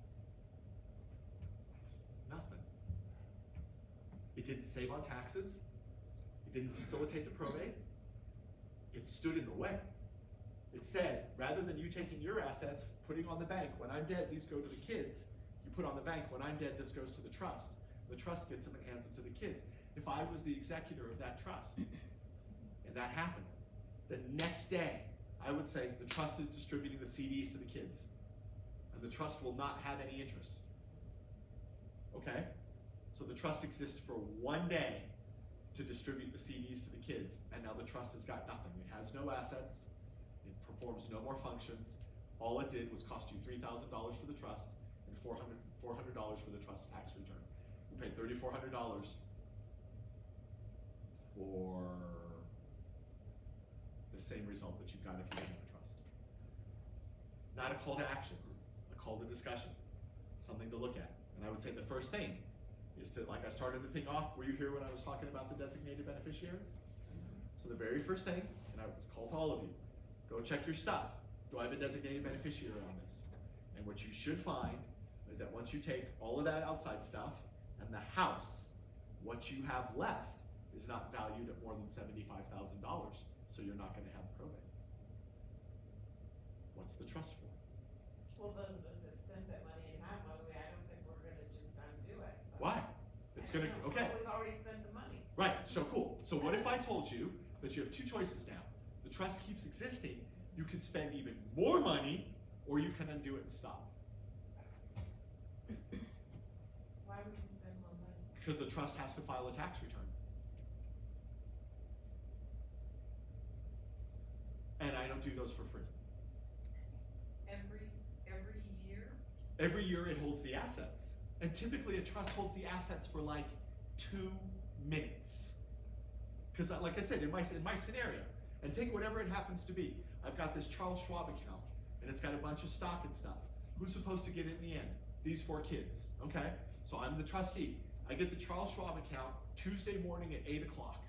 I walk into Charles Schwab and I say, I want you to take this account, I want you to bust it up into 4 accounts, Matthew, Mark, Luke, and John, here's their address, here's their social security number. The trust owned that account for 1 hour. 1 hour. Does it have to file a tax return? Yes, it does. What did it do? Nothing. And who files that tax return? The trustee? Trustee. The trustee does. So the trustee has one more complication they have to deal with. That tax return. Wow. Right, and that's it. This is what I'm telling you. You don't walk out and go, I don't get, you walk out and go, is there anybody who's gone through this thing where they've done this and there was no trust and there was a will and it all went fine? And 7 out of 10 people should say to you, yeah, it went really great. Beneficiaries got stuff. Or you should, at your level, you should be talking to people that were on the receiving end. That will tell you 2 stories ago. How did it go? Oh, when Dad passed away, yeah, I got everything. Week later, it was all in my name and it was fine. How did it go? Oh, everything was in the trust. It sat there. They gave us some money, and then they didn't give us the rest, and we didn't get the end until it was 6 months later. And I didn't even know that I was going to get this, that I was going to pay taxes on this interest, and I got this form, and all this stuff happens because it's a little more cryptic than just having money and paying taxes. So generally, if you're coming up to me going, I've got this trust, should I keep it? I go, you got like yours, is it in a binder? Yeah. If you go to the back of the binder, one of the last 2 tabs is going to be the revocation statement.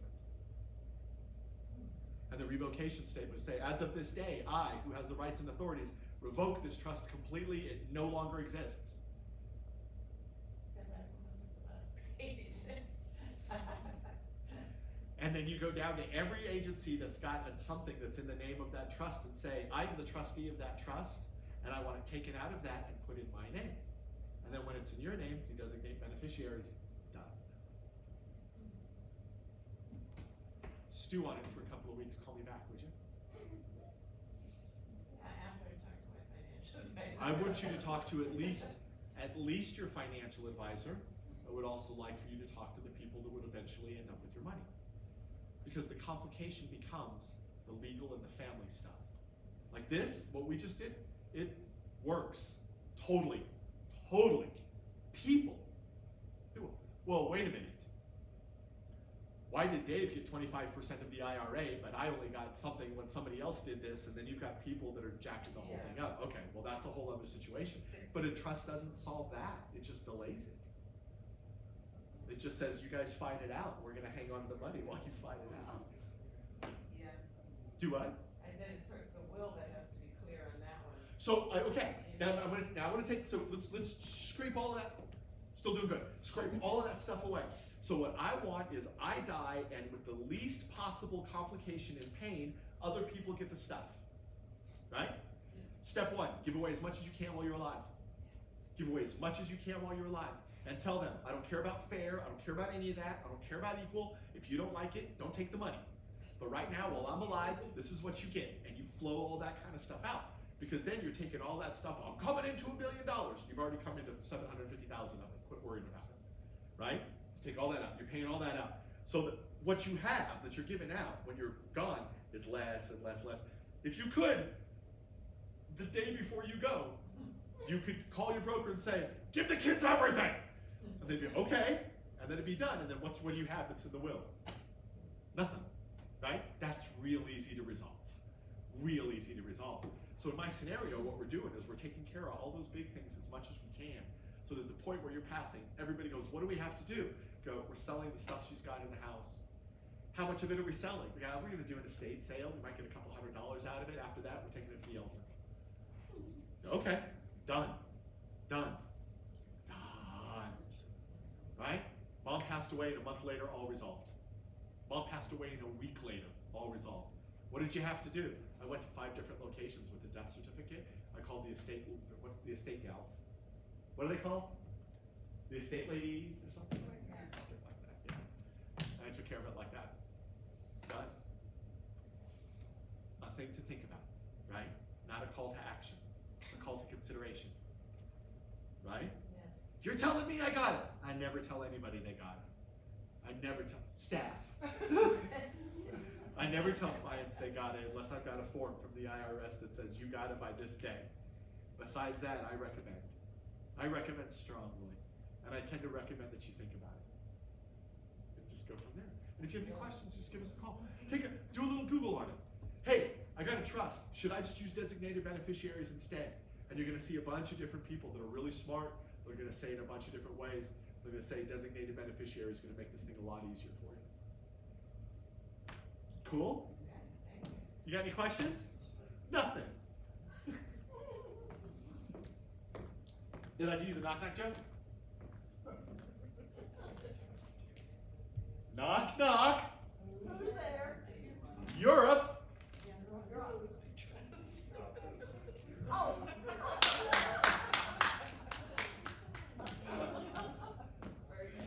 He is great.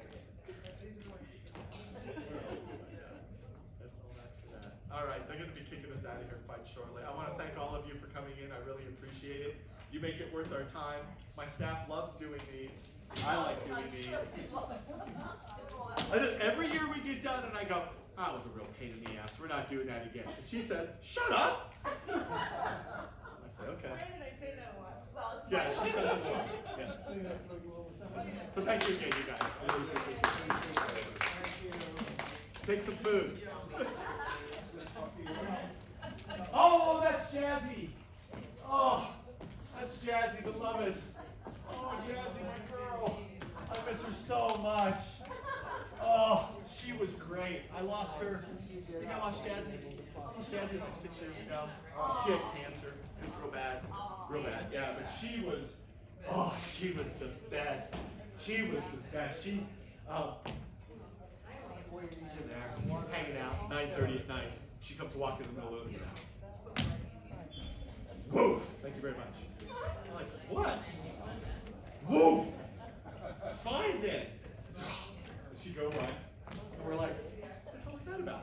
And then you'd go and walk, and she'd be laying in bed. Like, I told you guys it's time for bed. Why aren't you in here? So she ran the house. Jazzy ran the house for a couple of years. But man, that was her.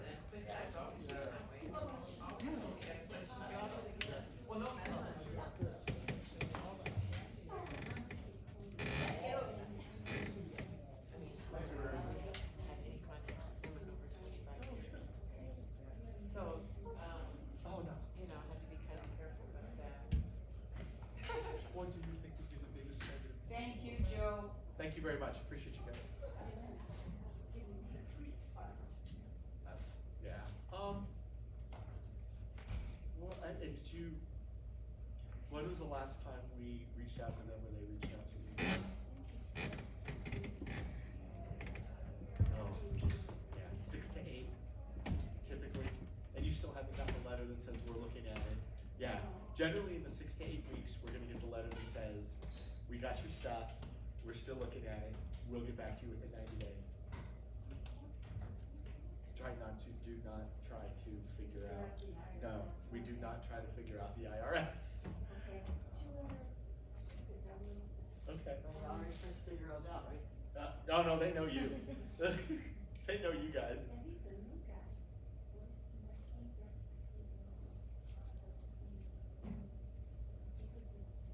The new guy. The new guy, I know it saved my income tax in 7 years. I didn't Yeah. know that. What about stock things that I've sold over the years? So one of the things that, if you've already sold it, you probably don't have to. One of the things that's really different from what it was when we were much older people. When I look at my clients and say, right now, if you needed a statement from them from 3 years ago, could you get it? And when we were young, if you needed a statement from 3 years ago from a broker, it could take months, right? But you'd have to maybe written and then send it. Now, most of the information that if you needed it, like if there was a question on the stock sale, anything that's 10 years or newer, with very little difficulty, you could go back to the agency and say, I need the whatever information, and an hour later, you're gonna have it in an email. So the pressure, all document retention is done with the understanding that you wanna make it easy to answer requests for those documents. So now, someone wants to come, I paid the IRS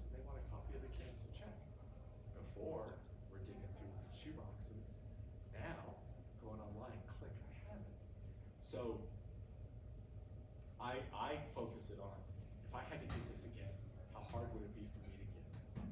So like any bank statement, you shred it. You don't hang on to a bank statement, right? Because you can get a bank statement. But like, if I bought a house and 30 years later, I needed a copy of that settlement statement again, who even knows? So there's a little bit about the aspect of it, and once I resolve that, all right, I think I can get another one of these. I shred these pretty quickly. I don't think I'm gonna be able to get another one of these. I hang on to those for almost 7 years. And I really kind of think these two, basically. And you've sold them. Yeah, I would say, yes, that I would. You know, But declutter. Declutter that, yes, yes. Declutter that. Thank you for coming to see us. You guys make it worthwhile. If I stood here and there was one person, it wouldn't be much of a show, would it? Ah, that's true. We still would though. Hey man, sorry, I'll get this out of your way. No rush. I still have to take all those tables down, so it's not like I'm gonna leave right now, you know what I mean? Okay. It's not like I'm leaving like All right. in the next